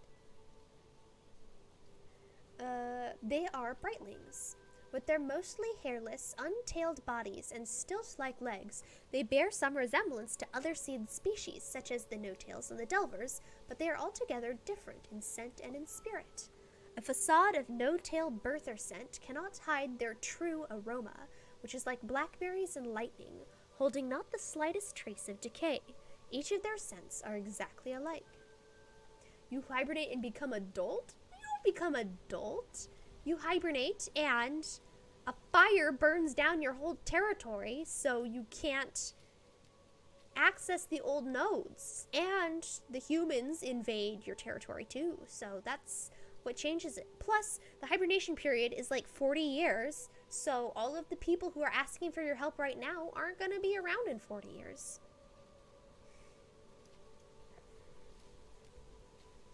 As for their inner essence, you cannot see the elemental spirit lines of their true selves at all, but rather their whole bodies seem to glow faintly. Are they made entirely of tiny spirit lines, or do they have no true essence at all? Both seem impossible. Oh yeah, like those cave painting drawings you guys were mentioning earlier? Yeah, there's no cave painting lighting up over here. At the moment, these three are engaged in touching, smelling, and occasionally even tasting every tree and plant they come across. Yeah, gathering information about the alien planet. Ship AI. That's my prediction. They never destroy anything, though occasionally they pick up a fallen leaf or pull up a small herb or flower whole, still with its roots in soil, and place them in a small sphere of melted sand briefly before carefully placing them back where they were. Ah, analyzing them with a glass thingamy. What will you do? Wonder if smelling like blackberries has to do with the electronic device. Maybe? Okay, so let's interact with them. As you approach, one notices you, and then all three are suddenly looking at you with piercing violet eyes. The first, saying no warning to the others, made no sign. How did they know? It is as though the three share one mind. Ship AI theory continuing. Because you cannot sense where their minds are, you have difficulty singing to them in the usual way. There is no surface upon which to paint your feelings and ideas. However, they do not quail or shy away from you. The scent of fear is wholly absent here, which in itself is more than a little disturbing. As one, they slowly approach you, forepaws outstretched.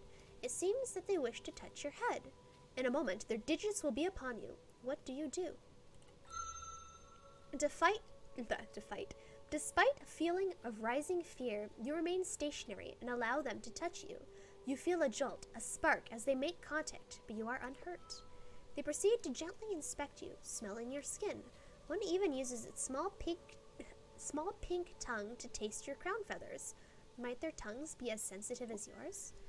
They back away and stand still for several moments and then return to their prior investigation of the green, ignoring you.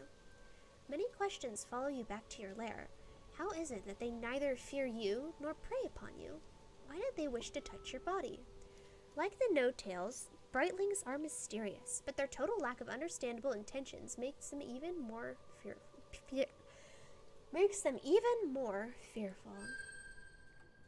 AI pet dragon, pat dragon, lick dragon.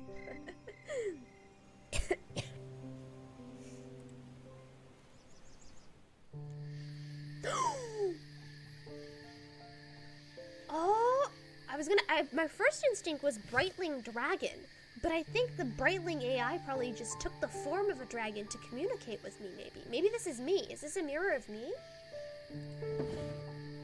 Oh, this is exciting. Moon's light is spilling into your rest area, and your thoughts are just beginning to flow into the dreaming when suddenly you realize that you are not alone.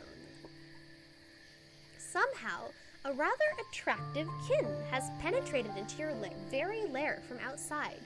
Your feathers puff outward in shock, and your mind reels, trying to process how an intruder was able to make it here unnoticed. I bet it is you. A very attractive kin indeed. As you scramble into a threat position, however, you note that the beautiful kin is not making any aggressive movements. Its feathers are laid back and its teeth are unrevealed. Something prods at your mind. It is a distant relative of the kind of song composed of sigils with which you are familiar, but at the same time clumsier and far more sophisticated somehow. Desire, interaction, desire, communication, desire. What will you do? Attempt to communicate. Hesitantly, you fashion a questioning reply and sing it into the winsome kin's mind, which is strangely difficult to target. Desire. We desire. You, it slowly responds. You are attractive. Reward. Reward. Forgiving of you.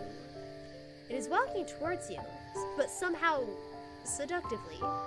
You become aware of a strange scent in the air, and all of a sudden you are very aware of hot essence building in certain parts of your body. Its movements are... Is it the beginning of a dance of creation? You have never done the sacred dance which begets life before. It draws closer and the scent becomes stronger. It stretches its neck forward to lightly touch noses with you, and then gently licks your crest. You are trembling uncontrollably with something. How will you respond? Okay, so this is what ended up happening with the Brightlings and those no-tails that we found as kids. When we were a kid, we found the bright tails and the no tails all dancing under the moonlight. So I guess that's just how the AI... So it was like discovering the plants. That's probably how it interacts with creatures. Let's decline. Yeah, I should have read both options out loud. Oh well. But like, yeah, so my dragon hasn't actually reached adolescence yet, so it can't actually help it out with that particular function, but you want to speak in rainbows? Well, just be a ship AI, I guess. I'm assuming it's an AI. I don't know if it actually is. I guess we'll find out. Way more than the edgelord from last time.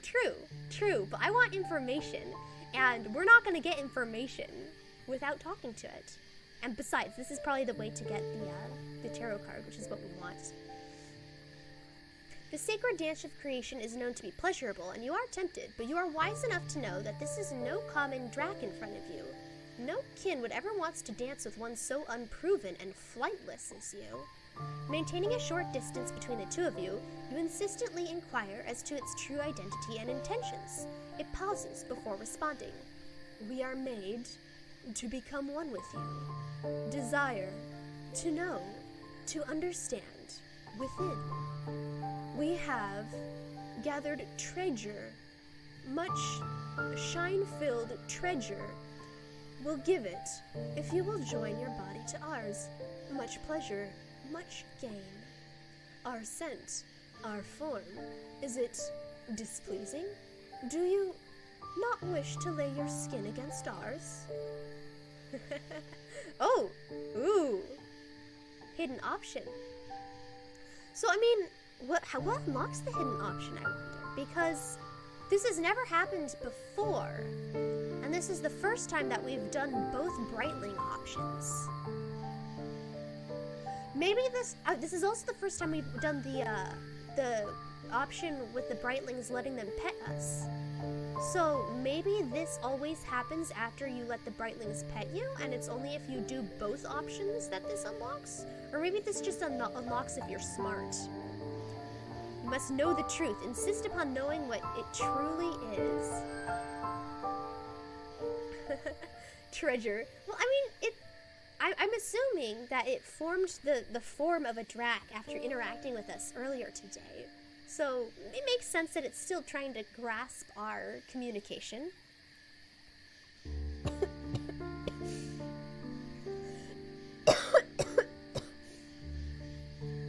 You are far more than only your body, more than your core. You are a true drac, and you are not a slave to any one part of yourself. Peacefully, yet firmly, you reject its advances. You indicate that you will not, under any circumstances, join with it unless it reveals to you the truth behind itself. When at last it comes to understand that you will not allow it to dance with you, it settles back into its haunches. Connecting. Greetings, representative of species H39497-G32. We apologize for the apparent deception. The collector being you see before you is our ambassador and of our making. We find life samples easier to collect under the promise of pleasure and or gain. It is clear that either your species is too perceptive, or our facsimile was too incongruent for the desired result. We are inexperienced at replicating the scent and form of your species. We were under the impression that all sentient beings on this world were tailless. It seems we were mistaken.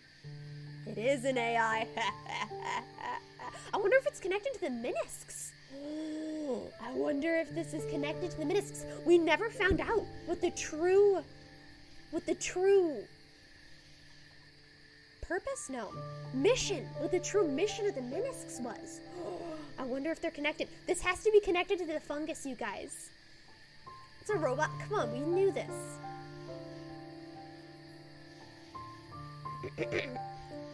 Ask it its true identity.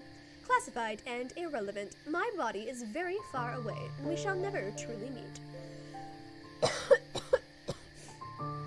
I am permitted only to say that we come in peace and mean no harm. This is a new configuration of our standard Ambassador Model 928. It has a limited consciousness of its own, but every aspect of it is ultimately ours. We call these manufactured being plastics for their ability to be easily molded, even at the tiniest level. They represent our interests and extract materials and information through peaceful means. The Minisks could be a von Neumann probe. What is a von Neumann probe? What is... Brain not working. What is a von Neumann probe? Sounds exciting. Nanomachines? Yeah, they're weird. If they are nanomachines, they're like not nanomachines I've seen in any other form of pop culture media. And the AI is baffled. It must continue researching the scaly archives of the ancient tailless. I mean, sure. Ask it why it wants to dance. What's that thing? What a coincidence. We both, I can't remember the song. Dang it, what's the coincidence song go? It goes like, wow, you can really dance. When you elsewhere presented evidence that you were sentient, either through completion of a standard sentience test, boom, that was it. That was the standard sentience test that we did. That's what the puzzle was. Or through behavioral indications, or perhaps both, this unit automatically reconfigured itself into a form calculated to bring pleasure to your species and attempted to extract from you.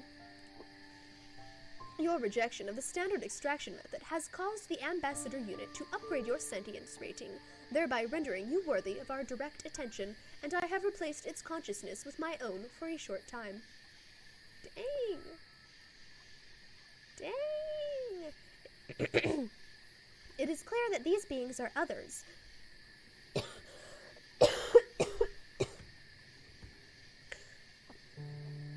Those who come from outside this world. Ask why it, or at least its ambassadors, are here. Now that you know that this is an other, your questions become many.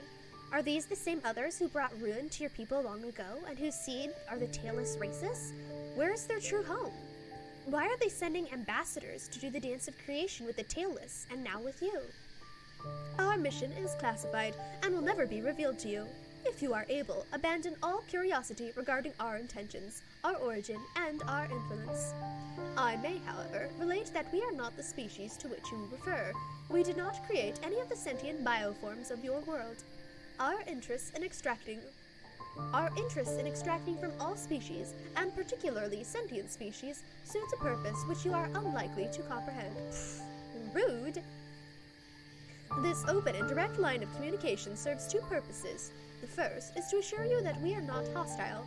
We strongly encourage you and your species not to obstruct our expedition in any way.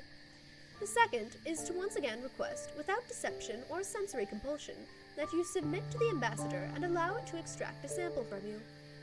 The process will be pleasurable and almost certainly will not harm you or your species in any way. We offer wealth, as your kind seems to define it, in exchange.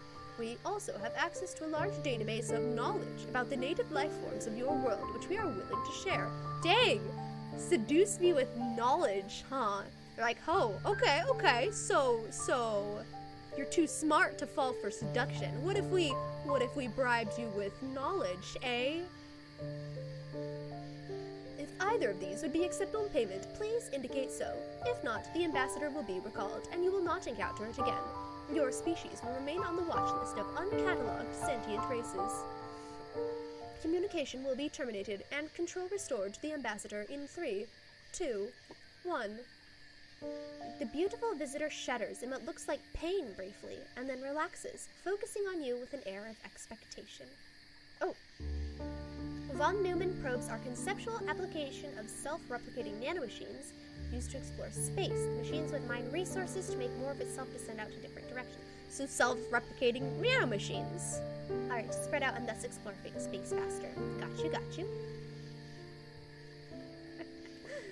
Will you allow it to extract a small sample of yourself for wealth or perhaps for knowledge? Or will you reject it, gaining and losing in nothing? Deny it what it seeks and forfeit all reward. You pause, reflecting. Gaining a huge bounty for the price of a little essence is not something which most kin would ever reject. But you are not most kin. You are cautious and wise, and know that giving up even a little of your sacred essence to a being of unknown intentions is a tiny yet real possibility of bringing disaster in the future, if not to yourself, then to others of your people. Gently yet firmly, you indicate rejection to the ambassador, and it leaves your lair, never to return. You have learned more of the mysterious brightlings, possibly more than any other kin. Still, even knowing that dang this sore throat. Make me mess up so much. Still, even knowing that the entrancing beings which appear to your senses are not the true brightlings, but only tools under their control, and knowing that they are seeking to gather something. Stammer, I hate this. Still, even knowing that the entrancing beings which appear to your senses are not the true brightlings, but only the tools under their control, and knowing that they are seeking to gather something brings you only a little closer to the hidden truth. Perhaps it really was correct when it advised you to abandon curiosity if you can. The Wansong is vast, with even great earth and sun like grains of sand on its shore, or so sing the wise. In any case, you have proven yourself cautious and prudent in not giving yourself away to the mysterious visitors.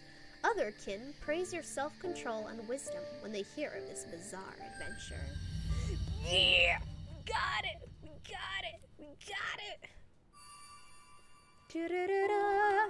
The Lovers.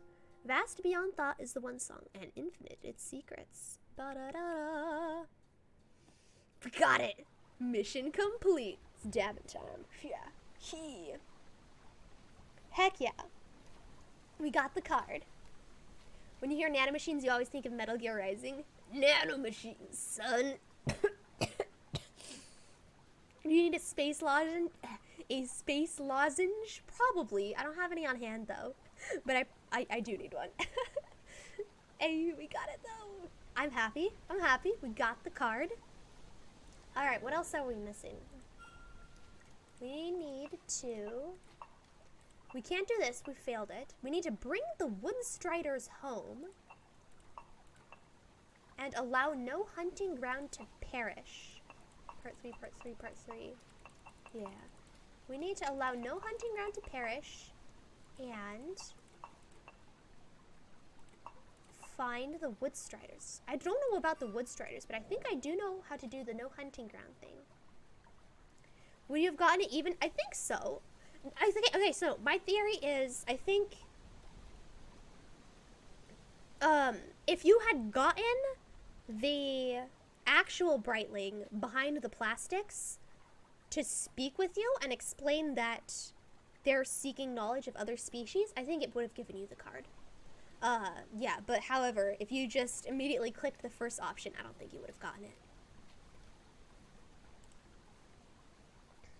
That's my theory, though. Alright, let's do this fire thing. Because...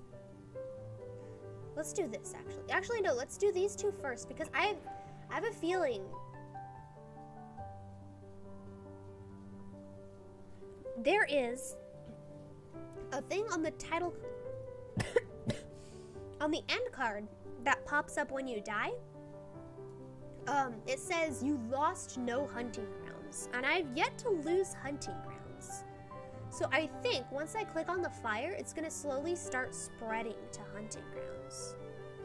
However, if I don't give myself enough time to fight it, I might be at an impasse. I don't know what to do here.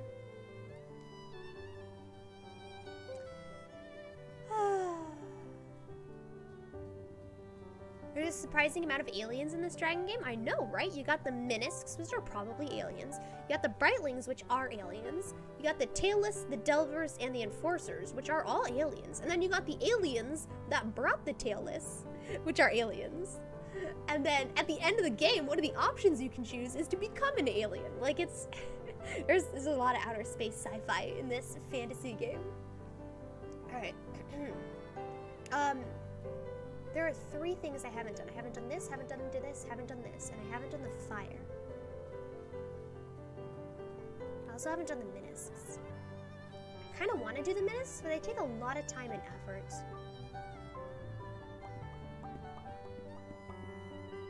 Let's do the fire.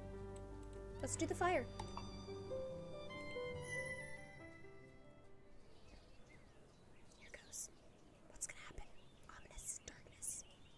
After spending most of a sun following various scent trails through the rich, warm air, none of which led to food or treasure, but the weather is so pleasant that it is difficult to care, you settle down for a brief nap.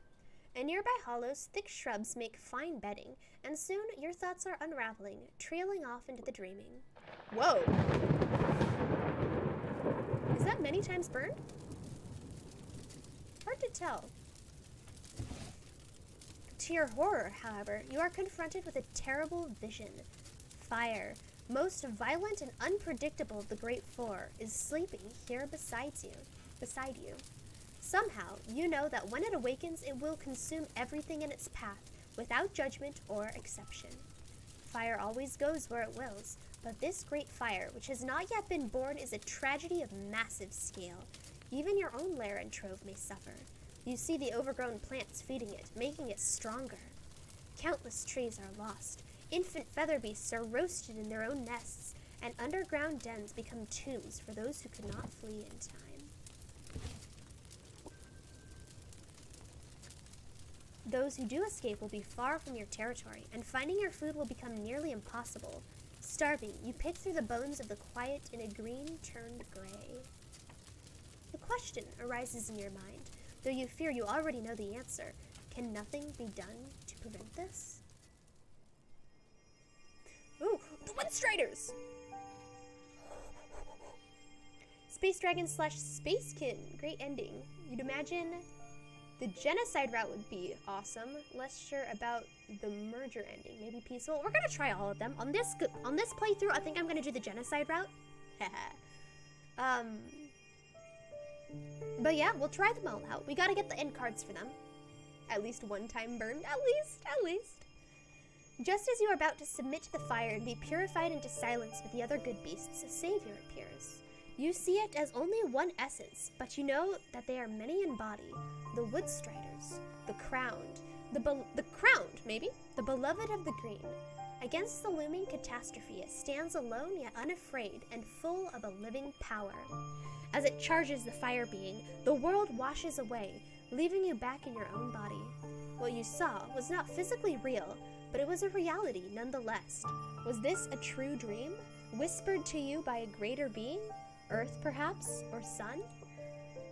Or was it only fear and desire dancing in your mind? In short, a common illusion.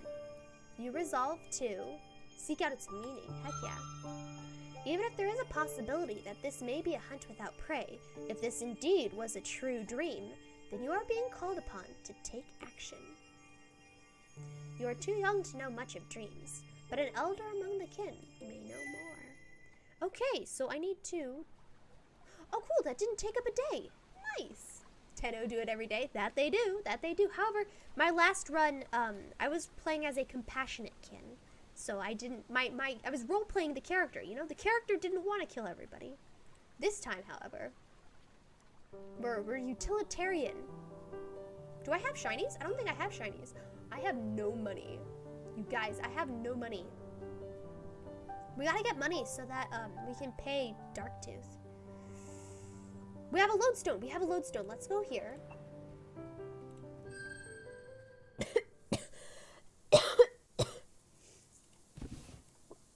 Alright. Lodestone. Find the Enforcer Grave. Take all the shinies. All of the shinies. So I've never allowed nature to reclaim this place. Let's do it just so that we can, read the new dialogue. Am I gonna be cursed? I'm probably gonna be cursed by the mummies. You return to your lair richer than before. Perhaps there are other treasures hidden in those hollow hills, but searching each one of the mounds would take far too long. But you must wonder, what were those almost but not quite tailless? And what was the great failure that haunted their people? Okay. Was I cursed? I hope I wasn't cursed. If you are gonna genocide anyway, why didn't you eat the possessed guy? Oh. Okay. Because I hadn't thought of it. And also because that was the first time I found the possessed guy. I'm only gonna be vicious on options where I'm choosing new dialogue options. I hadn't come across that option. I'd never done that before. I'd never I'd never confronted the possessed guy before. So I was choosing options that I wanted to choose instead of ruthless options. Anyway. There's nothing like the smell of genocide in the morning. Ah, you got that right. Also, look at this amazing screensaver. This is so cool. Twirling lights are tripping you out. Oh, it looks so cool. The stain has been removed, but you still dream of fire feasting on the green, of hunting grounds burned away and a land left desolate. One night, as you are exploring I cannot talk today. How long have we been live? 2 hours. We could go for another 30 minutes. One night, as you are exploring along the wormwood boundary of the spirit wood, you sense it. You cannot see, hear, or smell it, but you know that it is there. You are in the presence of the spirit of the Woodstrider people. It is small and weak, in the shadow of far greater beings, and yet it is altogether beautiful. It gently holds the future of the great green in its mouth. Without it, the fire will come, and the destruction shall be great. It sings to you with a song beyond both words and sigils. What it sings must not be blasphemed by attempting to reproduce it, for it is of such tenderness that it would shatter if it were forced to stand in any one place for very long. But it is waiting. It must be called by its true nature, its true title, its one true name. How shall you address it?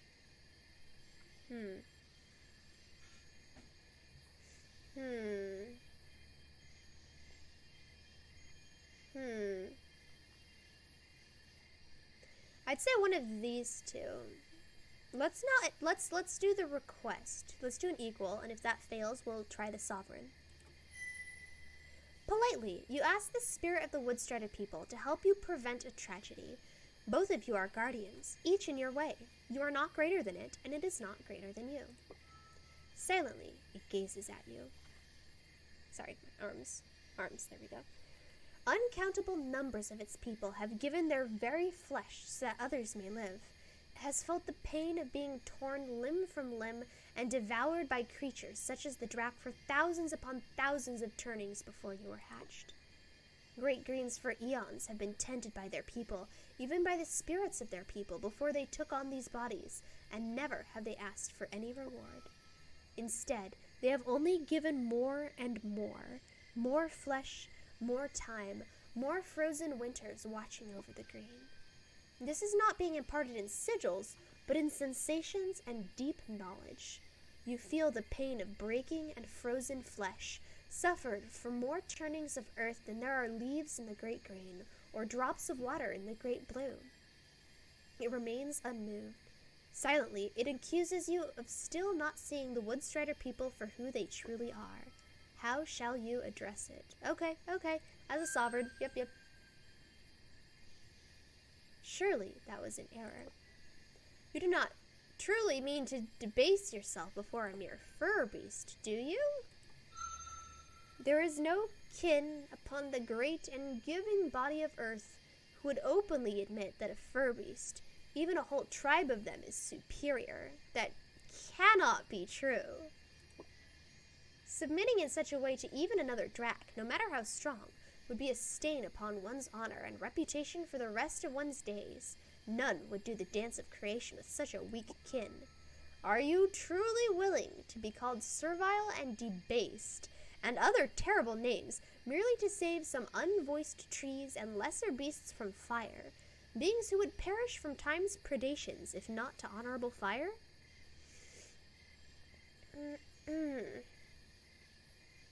I will not do what they wish of me. I will leave and take my dignity with me. They shall do or do not as they will. All right.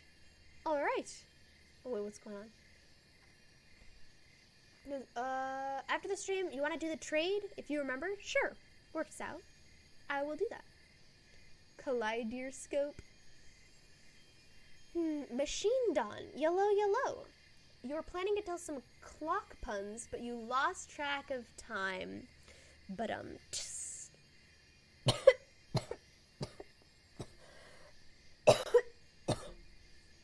sorry. I think your clock puns just made me violently ill. Just kidding, I've been ill. The pun was a waste of time. Ayo. Bob, I'm gonna have to ask you to go outside and touch some grass. Pride is on the line. Yeah, well, I mean, yeah, but you know what else? You know what else is on the line? A card ending. Okay? We need that card ending. So, like, hey, my Drac might be pointed at and laughed about for like the rest of their life, but hey, at least I'll have a tarot card. You will do what others will not. You must go where I cannot. The spirit of dignity whispers in your ear. Alright, I'm gonna time you out, Bob, because that's kinda creepy. How do I do this? See if I can figure it out. I don't know how to do this. I'll figure it out. I'll time you out. Oh, that's why it's not working. Haha. Clicking the wrong thing. Time out. There you go.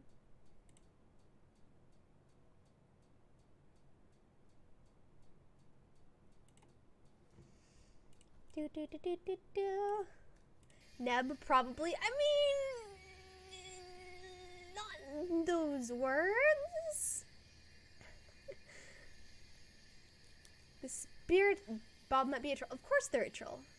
Of course. The spirit of dignity whispers in your ear.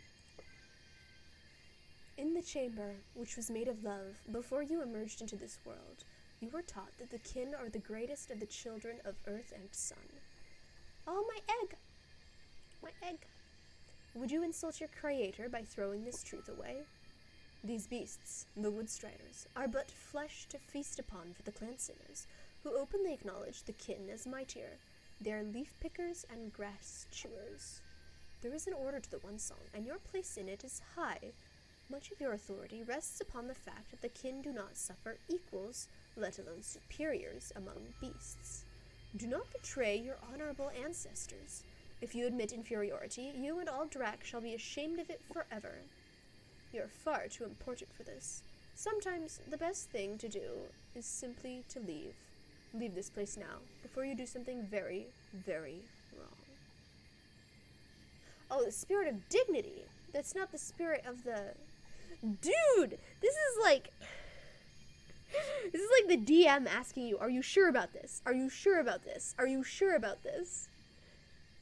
But then again, the meat grinder also asked me, are you sure about this? And I braved it and got rewards.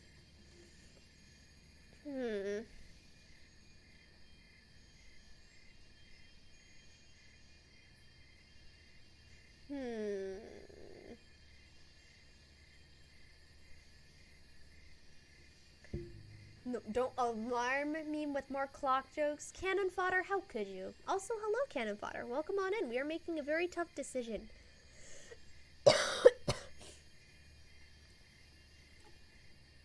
Sorry.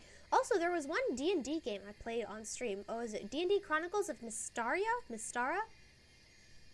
That had a section like this, where it was like, oh, there's a dragon that's, There's a dragon that you guys can fight, or you could go around it and fight the BBEG directly.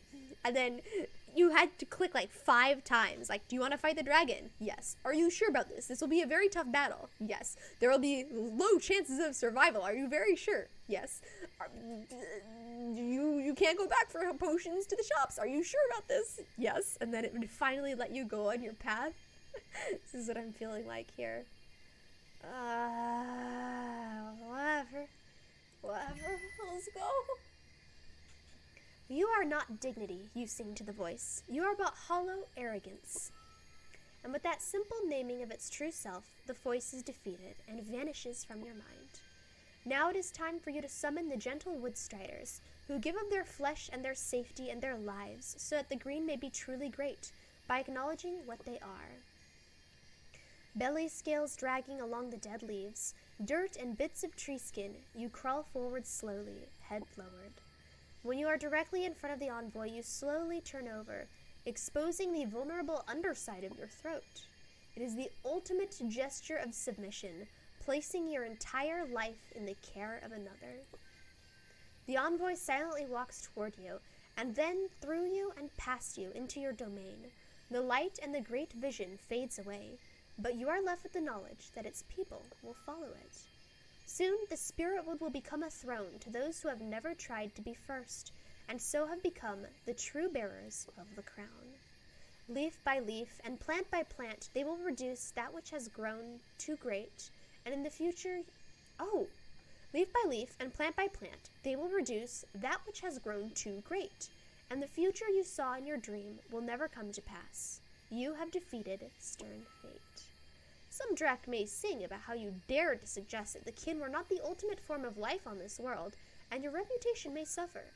But you have had the wisdom to see why the Great Green itself has given the Woodstriders the crown. They have lost themselves in humble service and found a great treasure indeed. Hey, they'll eat the overgrowths. The fire won't happen. If you make a belt of watches, what do you call it? I do not know. What do you call it? They are the mate of the green itself, caring silently for it forever. Exceedingly great are they, truly great among beasts. And because of your willingness to do the unthinkable, to see the sovereign hidden within the serpent, your land will grow strong.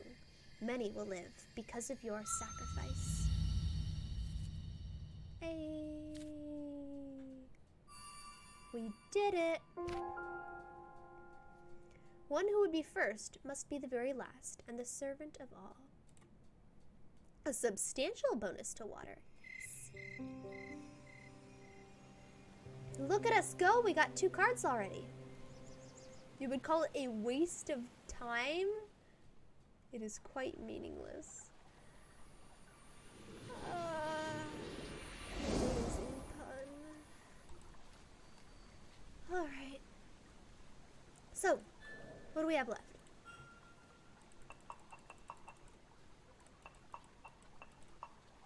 We need, okay, so the clan singers, we can't do that this run. We can allow no hunting ground to perish. Allow no hunting ground to perish. So that's what we just did. So why would you have 2 cards for the same thing? This is most baffling. What is Father Time's favorite pet?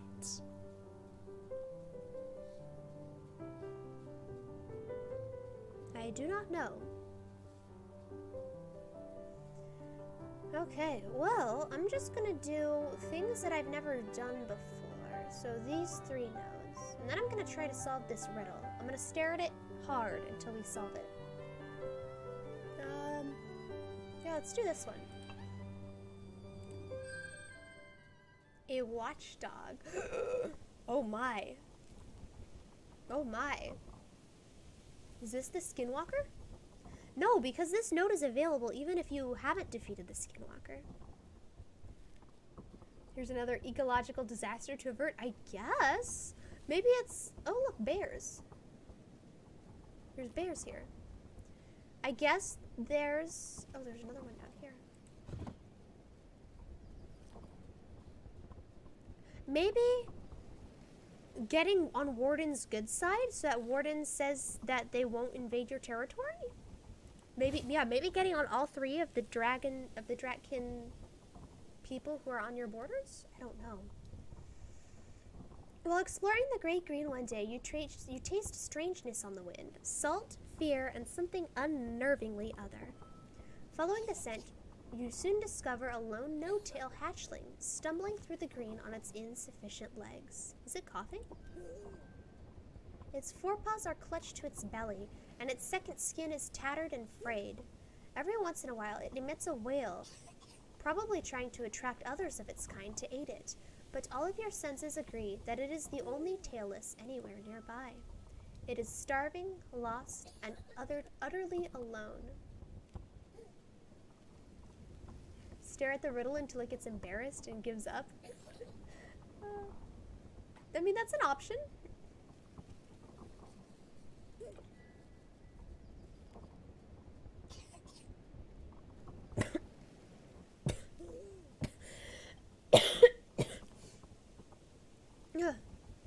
Okay. Still, there is plenty of flesh on it to make a fine meal. Oh, we can guard it and lead it to the edges of the green. Sure, let's do that. Knowing that you cannot sing to such an alien mind, you decide to use a different tactic to influence its movements. You show yourself to the grotesque hatchling at a calculated times and places. Fear causes it to run away in the opposite direction. In such a way, you herd it coldwards, towards the land inhabited by no-tails.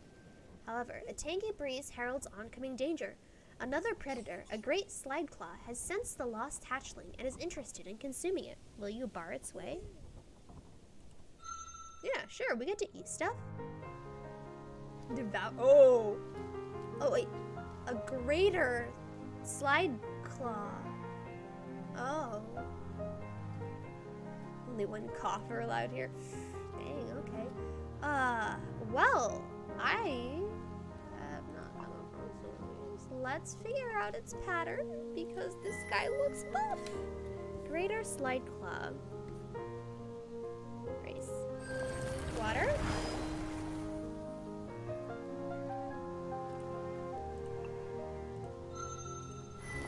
Air. Ooh, I'm getting knowledge. Fire.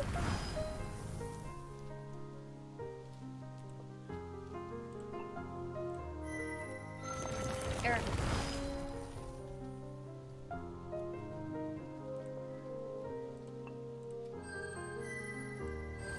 Water. Okay, it might be on repeat. Let's try.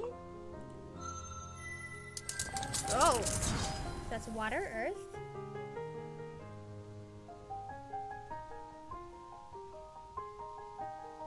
Water, air, fire, earth, water, earth.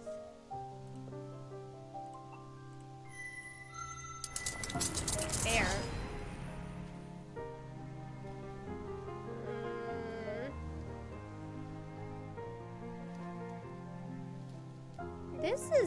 This guy's got a lot of moves. Air. Come on, do another water attack. Fire. What is this thing's pattern? Earth. What is this pattern? Air.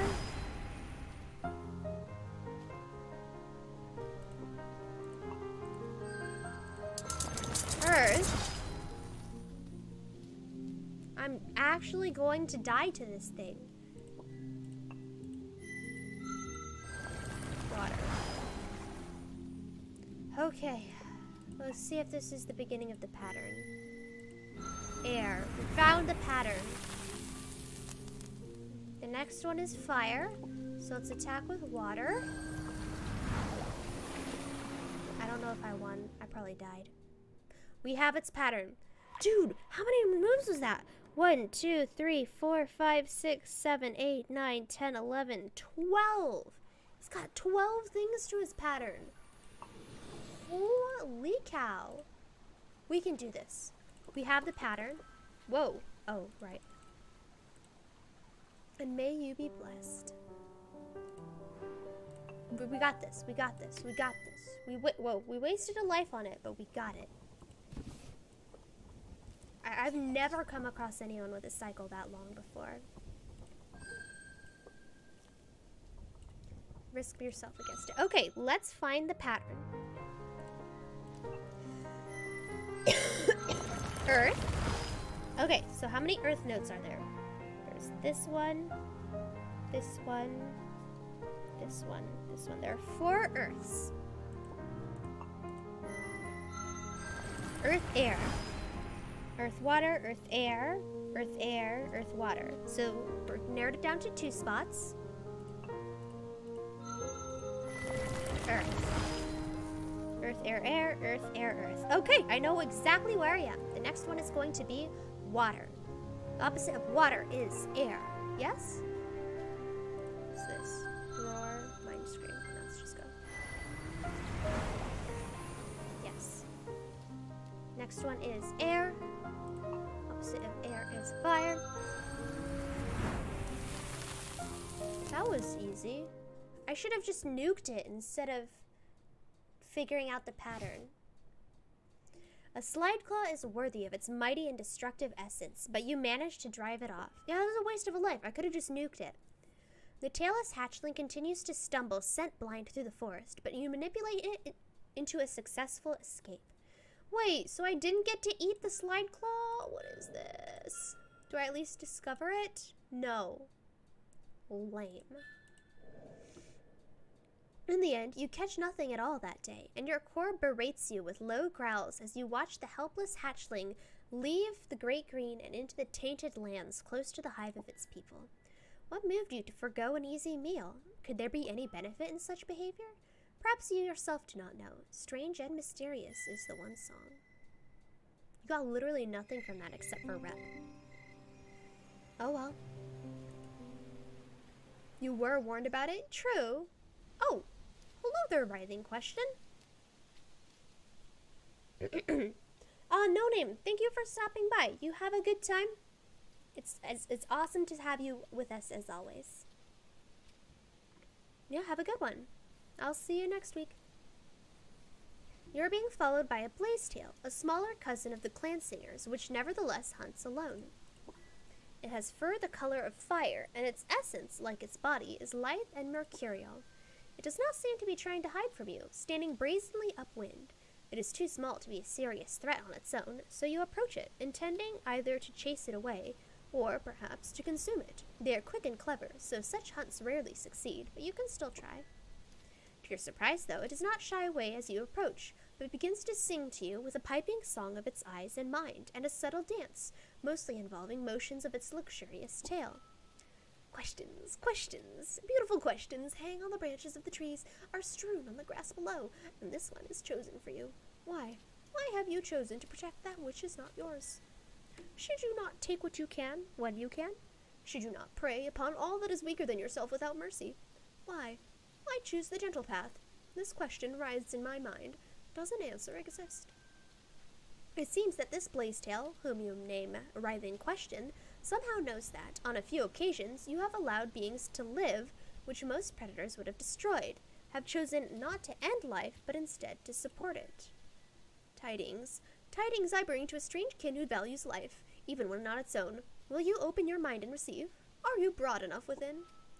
A small, sun-yellow crystal is laid at your feet, and Writhing Question vanishes into the undergrowth. The leaves do not even rustle as it passes. When you touch the stone, your body is frozen. You can only watch, unable to move or even breathe, as veins of sapphire light travel up your forepaw in bizarre right angles. When it reaches your spine, it shoots downward all the way to the tip of your tail and upwards into your eyes, replacing the world with a painful brightness. You begin to panic, certain you will be destroyed. But a voice washes into your mind like a mighty wave, cool and soothing. Peace to you, beloved. Be calm. This is not an end. This is a beginning. You can no longer feel your body. You are outside of both time and space, held against an essence broad and deep. In fact, before the mighty presence you now find yourself in, you are like a single strange leaf sinking into a vast ocean. You can barely remember what you are, what you were. It threatens to erase everything in its glory. My beloved, essence of my essence, shared of infinity. I have felt it within you, growing, flowering. The force that will force the future greater than survival, greater even than wisdom. It opens the dreaming door. Oh, that's a thing in chapter 3 that I wasn't able to find. It is the taking of suffering upon oneself for the sake of others. It is the seeing of oneself and all other beings. It is the joining of all beings into one, the last epiphany. It is compassion, Lord of all virtues. By acting with loving kindness, even when it brings only loss.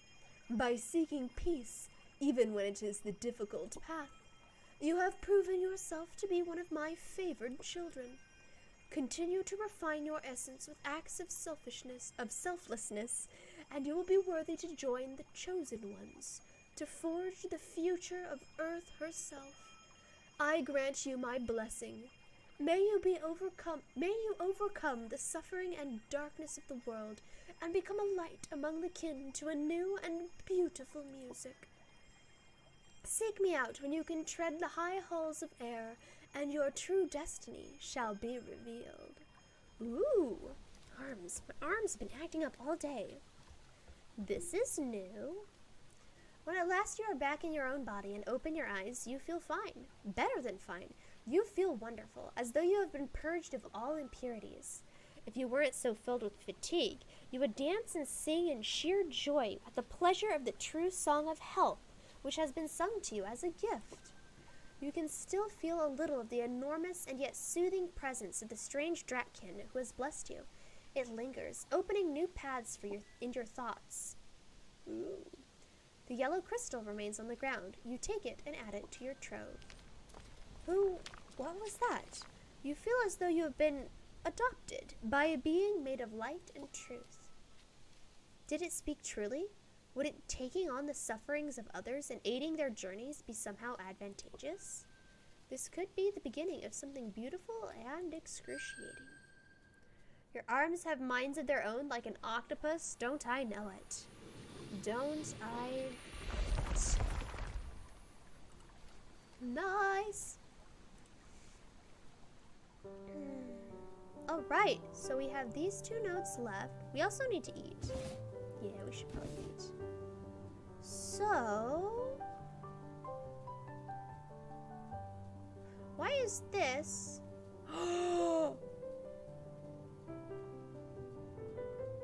Vantage has been stealing my food. Vantage, Vantage, Vantage. Let's eat here. And let's go rip Vantage a new one. What is this? Alright, shift scale. What birds do I still, what fish do I still need? I do not have any fish maxed out. Let's go shift scale.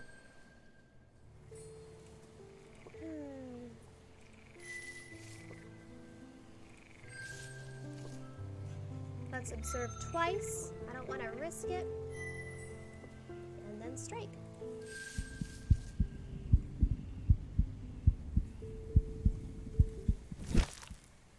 I know, right, Steven? What is up with this? What is up with this? Learn more about the way of the shift scales. Cool, cool. How are the shift scales looking? Are they maxed? They are not. Let's keep going. What's the wind? The wind favors you. So let's observe. Draw closer. Observe. Draw closer. Observe twice. And strike. Yeah, we gotta go chew out Vantage.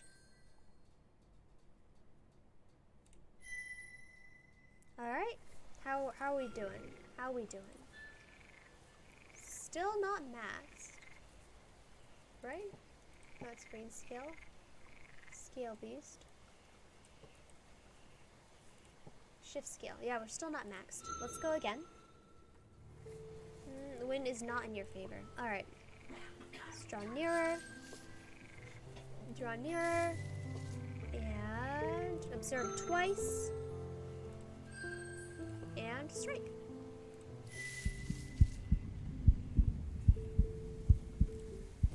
Yeah, that's probably not going to be enough to max it, but oh well, I tried.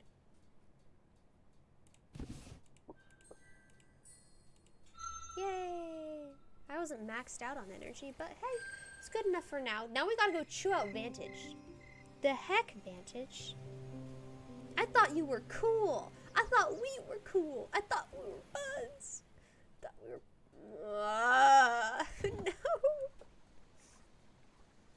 Not the shinies.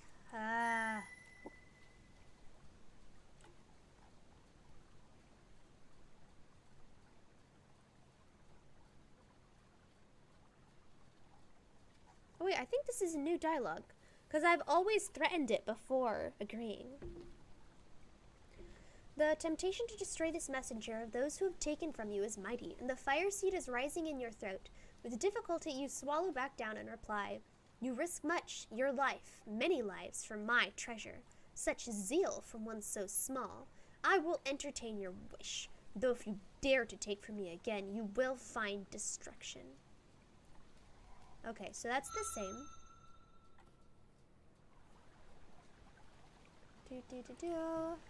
Gonna have to do that soon. I'm not really that concerned. Vantage! Vantage, I have a bone to pick with you. Can't believe this. Let's enter it unannounced. Yeek. Because I've always announced myself before, because I was very proper. But this guy, you cannot help but pause. Entering another kin's territory without permission or announcement is tantamount to a declaration of war, and if you are discovered, no quarter will be given. On the other hand, if you do not enter secretly, you will reap no benefit from this land, not until you grow old enough to challenge its owner. You cautiously step over the boundary and enter unbidden into the reach. Cautiously, you enter the reach. In short order, you come across the scent trail of a wounded surefoot. With possibilities of further exploration and an easy meal thus unified, you follow the trail until... Whoops-a-daisy. Incredibly, the ground itself has betrayed you. You've barely crossed the boundary when the soil and grass give way, dumping you into an earthen pit. So this is all the same. Alright. Okay, this is the same. Okay. What will you do? Introduce yourself.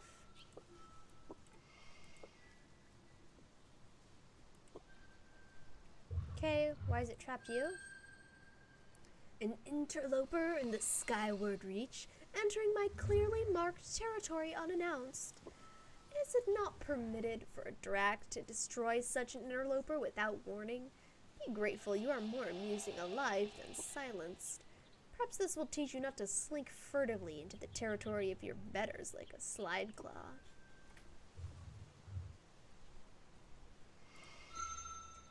To invade the Reach without any announcement betrays a lack of respect for the territory of others. I shall not restrain myself. If hunger drives me into the spirit wood, expect no warning. Your coldwood hunting grounds are mine to exploit. Okay. You forfeited the right to traditional considerations when you trespassed upon my lands without warning. If you wish to put yourself against the Lord of the Skyward Reach, here is my challenge. Stop me from plundering your lair right now. Takes flight in the direction of your home. Joke's on you, I don't have any shinies. I have these, so I don't think he'll take an artifact. Dig out as fast as you can. Ooh. The earthen walls have been hard-packed and baked into place, but you are swift and formidable. You slam your body into the wall until it begins to crack open, and then use the wound to burrow and climb your way upwards and out of the pit in a short time. Vantage has not yet returned. What will you do now? Dude, might as well go out. Let's go all out. What? They're raiding my lair? I'll raid their lair. You follow various scent trails and quickly locate a trove of vantages. You doubt that it is its true lair. It seems to have created smaller lairs and troves about its territory, a laborious but interesting idea. And you manage to swallow a good amount of shiny things, hopefully more than enough to offset whatever Vantage is taken from you. Vantage has, however, now returned and letting out a song of wrath when it realizes your intention descends upon you. Defend yourself. Okay. No, Vantage, you're so cool.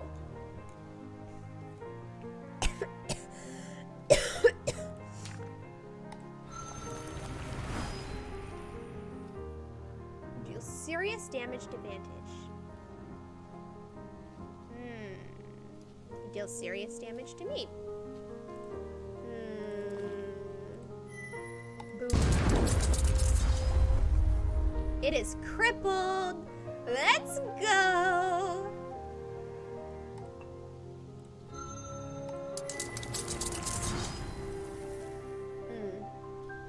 Should I do another shake stick? I'm injured. Let's not risk it. Let's do a shake stick. Boom! Beat Vantage. We cheated, but hey, we beat Vantage. You managed to survive the confrontation and scramble back into your own territory. Somehow, you've gained more than you lost this day. Perhaps you could return to the Skyward Reach to challenge Vantage when you have grown, but beware, on that day, Vantage will not underestimate you nor give any quarter. For now, you are safe in your own land. So, I lost a territory to Vantage. Very aggressive. Remarkably survived thanks to the bomb. I should have saved the bomb for never ever. Oh well. Ah! Warden? I'm gonna have to suck up to Warden. Warden's also encroaching into my territory. Can't believe this.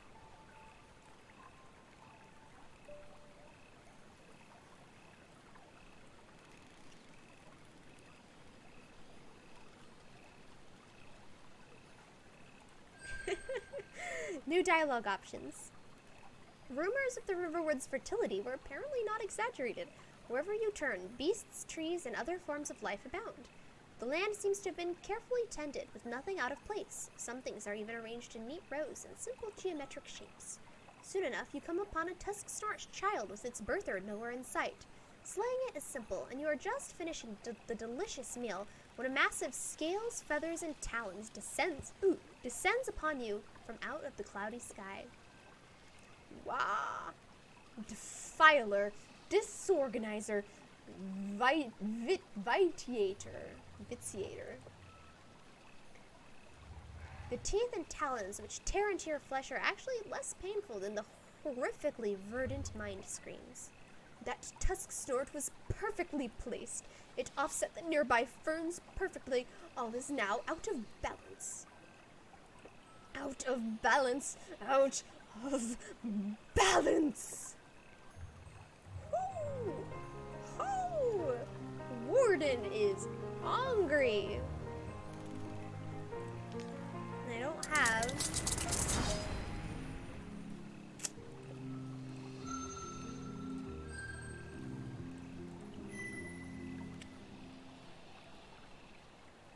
I don't have...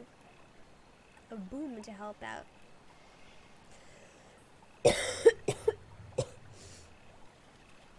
Battered and bruised, you flee before the greater kin with all of your might.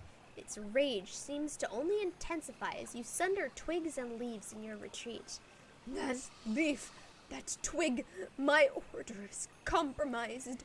Unacceptable, unacceptable! Only after you are well past the marker and back in your own territory can you dare to look back. You have had a fine meal, but you have paid for it in agony. That kin will surely be wary of you from now on. Returning before you are ready to challenge it for its territory would be very unwise. Well. Oh no, Bloom's gonna show up, isn't they? Isn't they? Oh, thank goodness Bloom didn't show up. Well. Oh my gosh. I can't believe this.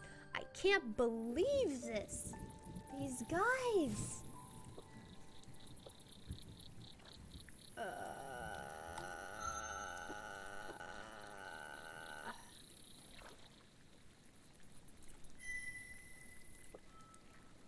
Okay, thank you.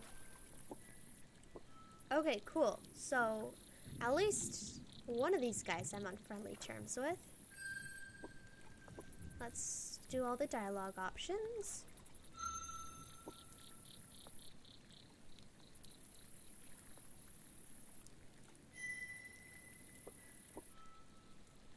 Okay. Challenge it.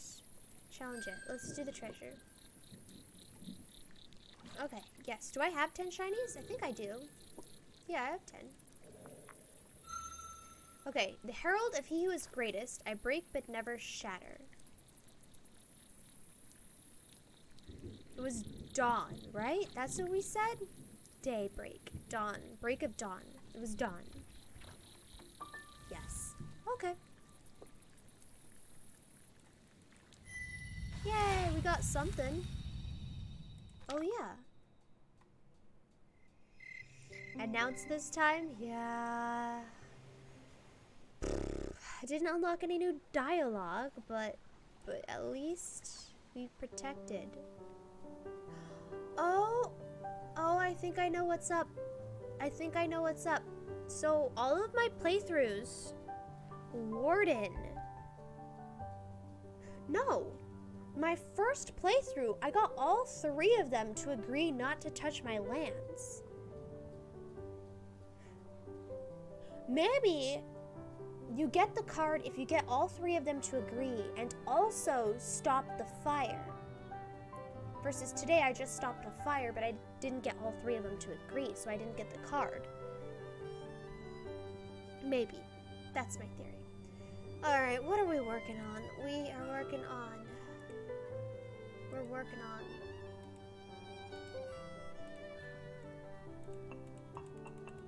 Okay, so, in part 2, can't do the clan singer one. Allow no hunting ground to perish. Well, we failed at that. Let's just work on options that I haven't done before, like these. Let's see. Let's do these 2 new options, and then we're gonna end for the day. Ooh. Oh my, this is interesting. In your wanderings, you have come across a clan of tusk snorts.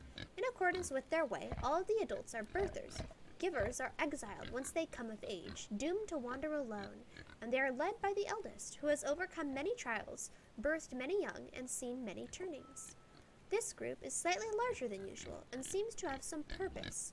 Noses to the ground. Oh, truffle hunters! They sing squawking, hruffing songs, occasionally releasing scents which are a language unto themselves. Their hatchlings shadow them, occasionally play fighting with each other or investigating new smells. They have not yet detected your presence, but their legendary olfactory capabilities leave little doubt that they soon will. What is your will? You allow yourself to be detected and approach, holding your body in such a way as to make it clear that you are not hunting. Nevertheless, the birthers gather together, herding the hatchlings toward the center for protection and forming a defensive phalanx.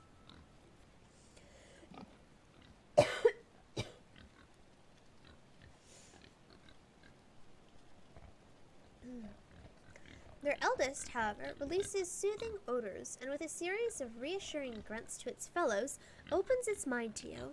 When you inquire as to their purpose here, you receive the following reply. We seek the flavor blessings, soft, black, and sweet, dark, savory fungoids, brooding within the Great Mother's flesh. Only tusk snort noses are so keen, so refined as to scent them.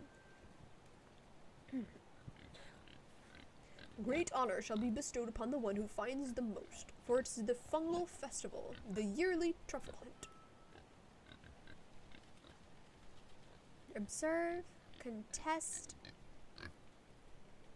Ooh.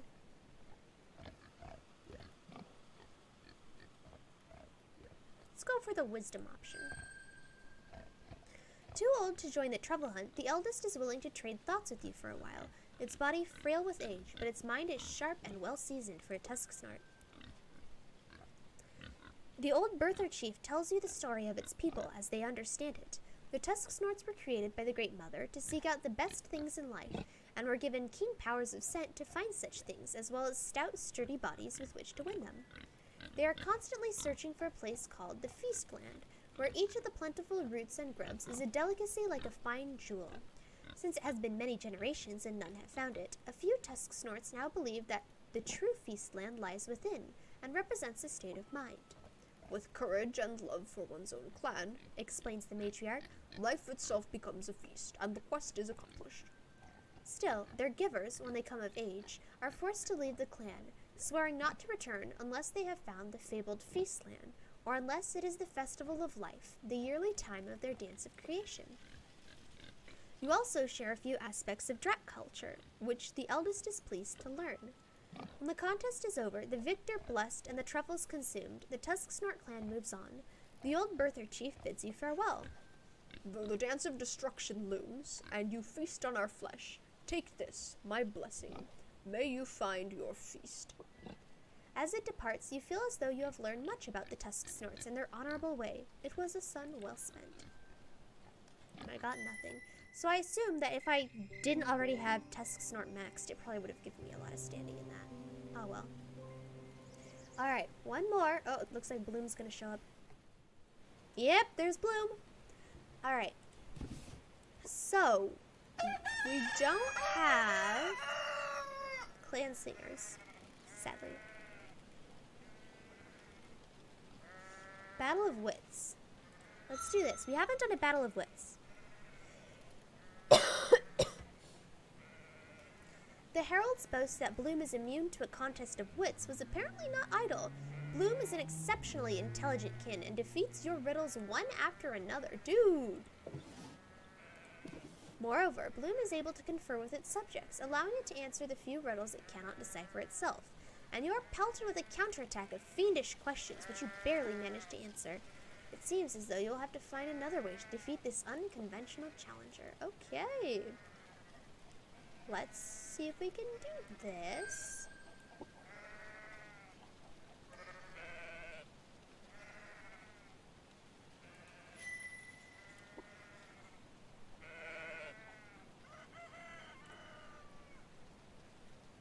Yes, I remember this one. Okay, yeah, so all that dialogue is still the same. Okay, like a mighty river, the great one flowed, turning the enemy's rage back on itself. Alright, I think that is time. Okay. Moving on, next up. Oh wait, what did they say? What did they say? The foe seemed confident. Little did they know it would soon lose its sight. I haven't come across this one. So if it blinds you, is that a wind attack? What are my abilities? Which one's... Oh, Fire Flash. Yeah, it's Fire Flash. Okay, so that means if it attacks with fire, that means I attack with water. Whoops, not that one. This one. Ayo, nice. Bloom's a pretty easy battle. But then again, I've never fought Bloom with full force.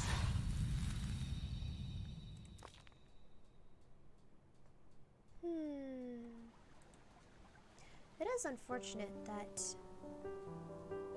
I was unable to,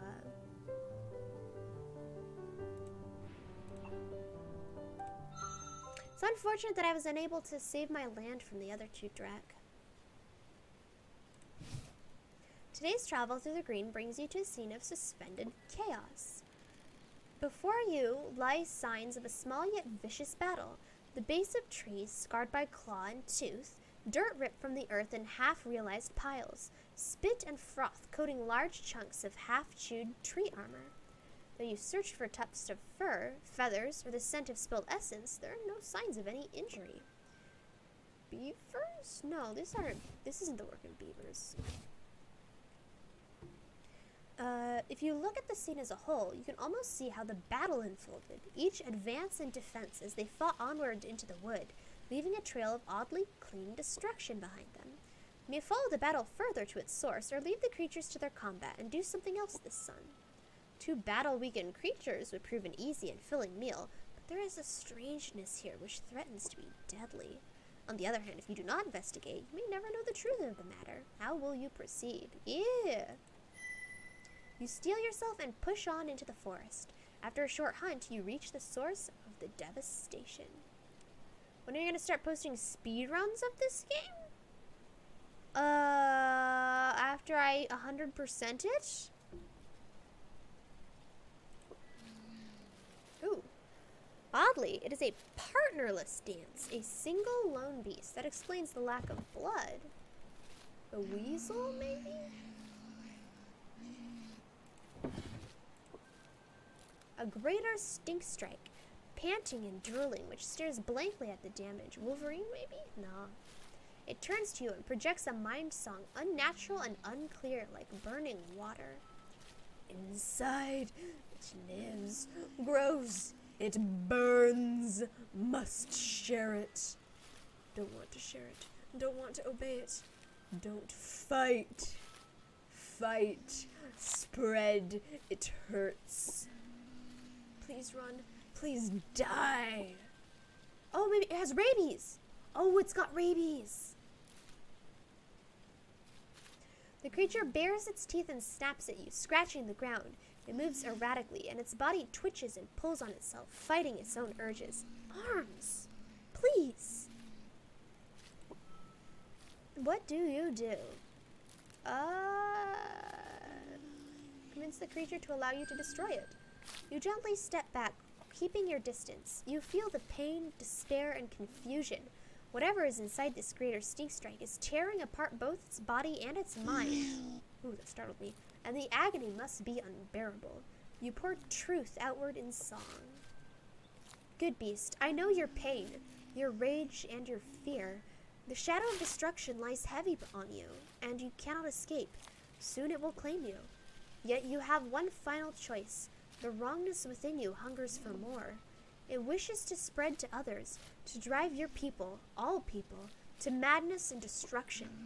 Recall the courage of your tribe. Remember the honor of the stink strikes, who have driven away mighty foes by their courage alone. Let me bring you a swift and clean end, so that the wrongness shall die here, and your children's children will live in peace, in a great green free of its evil. The power to bring this to a true end lies now with you. Submit to this good decision, and rest at last in peace. It's Old Yeller, guys. We gotta put down Old Yeller. At this, the stink strike's eyes become clearer, less crowded. Swallowing down the chaos, it takes a few measured steps in your direction, twists its head to expose its throat, and sings desperately. Quickly, finish it. A single motion drives you forward, and you tear the creature's throat open, spraying its essence against a nearby tree. It slumps to the ground, writhes briefly, and then is still. You waste little time, burying the body deep in the Great Mother's flesh. Finally, you bow your head, committing the noble fur beast to your memory. Even with its mind being eaten away by whatever was inside of it, its spirit was strong enough to submit to your justice, going willingly to destruction so that others might not suffer. Truly, this was a worthy child of the green, and though others may never know of it, many were spared by its sacrifice. In such ways is the world slowly saved every day by the good. Hey.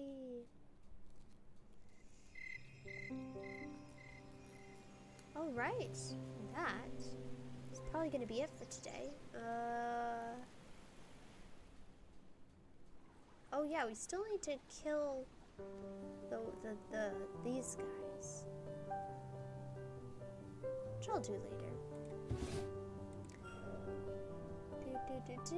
Body is pristine. Little good beasts. 3 more bear tails. Okay, so what's this? Oh yeah, that's the spring. So I think we've done everything at least once. So wasn't there? Oh, there it is. So this is shells. This is the barrows, which we did. This is the wall of ruby crystal. No, this was the wall of ruby crystal. This was the copper. That was the spirit. No. This was the copper. This was the wall of ruby crystal. What's this? Have I ever been here? I don't think I have. And this one. I've never freed this guy. And then the menaces, of course, which I didn't do this time. Okay, let's investigate this area, because I don't think I've done it. And then we're going to end the stream. Ooh. Casting about the shore of one of the eponymous twin lakes, you discover an interesting potential source of treasure. Though it gleams like rarest shinestone, it is not, nor is it a gem. It is amber, made out of the essence of trees and refined by time. Water has cleansed and polished it to perfection. There is, however, an issue. The majority of it is trapped beneath quite a few large stones.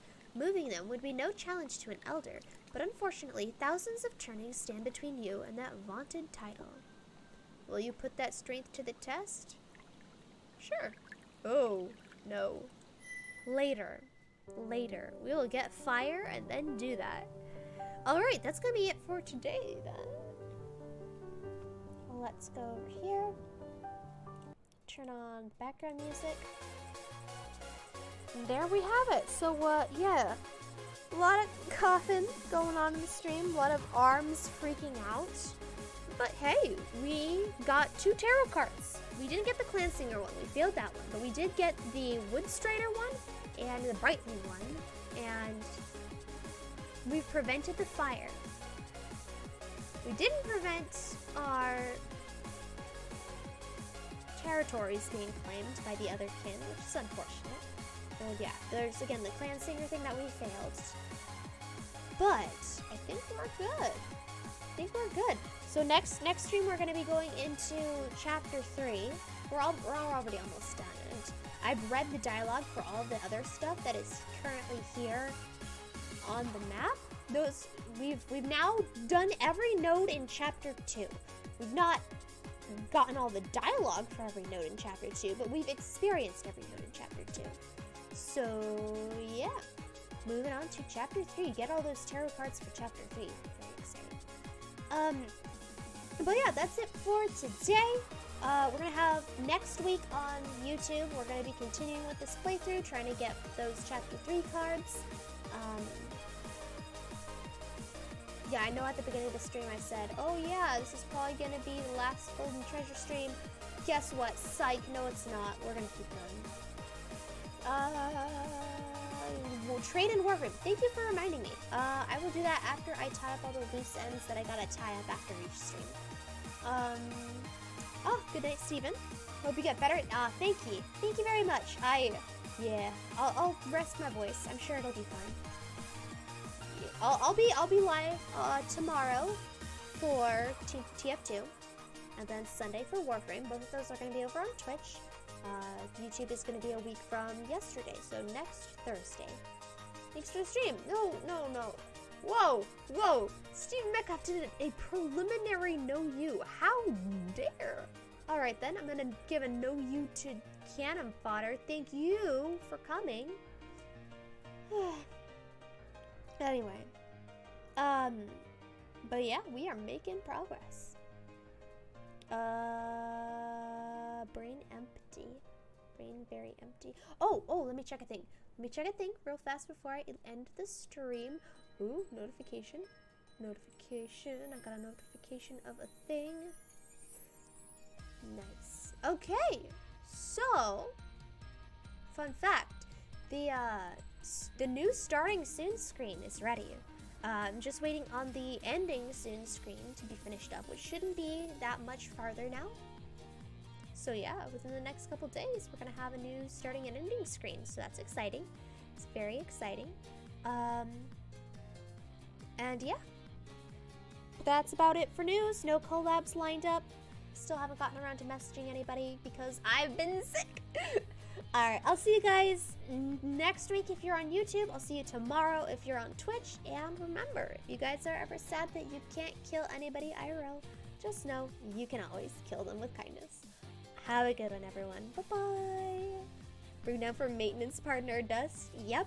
I mean, that's every day, though. That's every day. All right, bye, everybody. Have a good one. I'll see you around.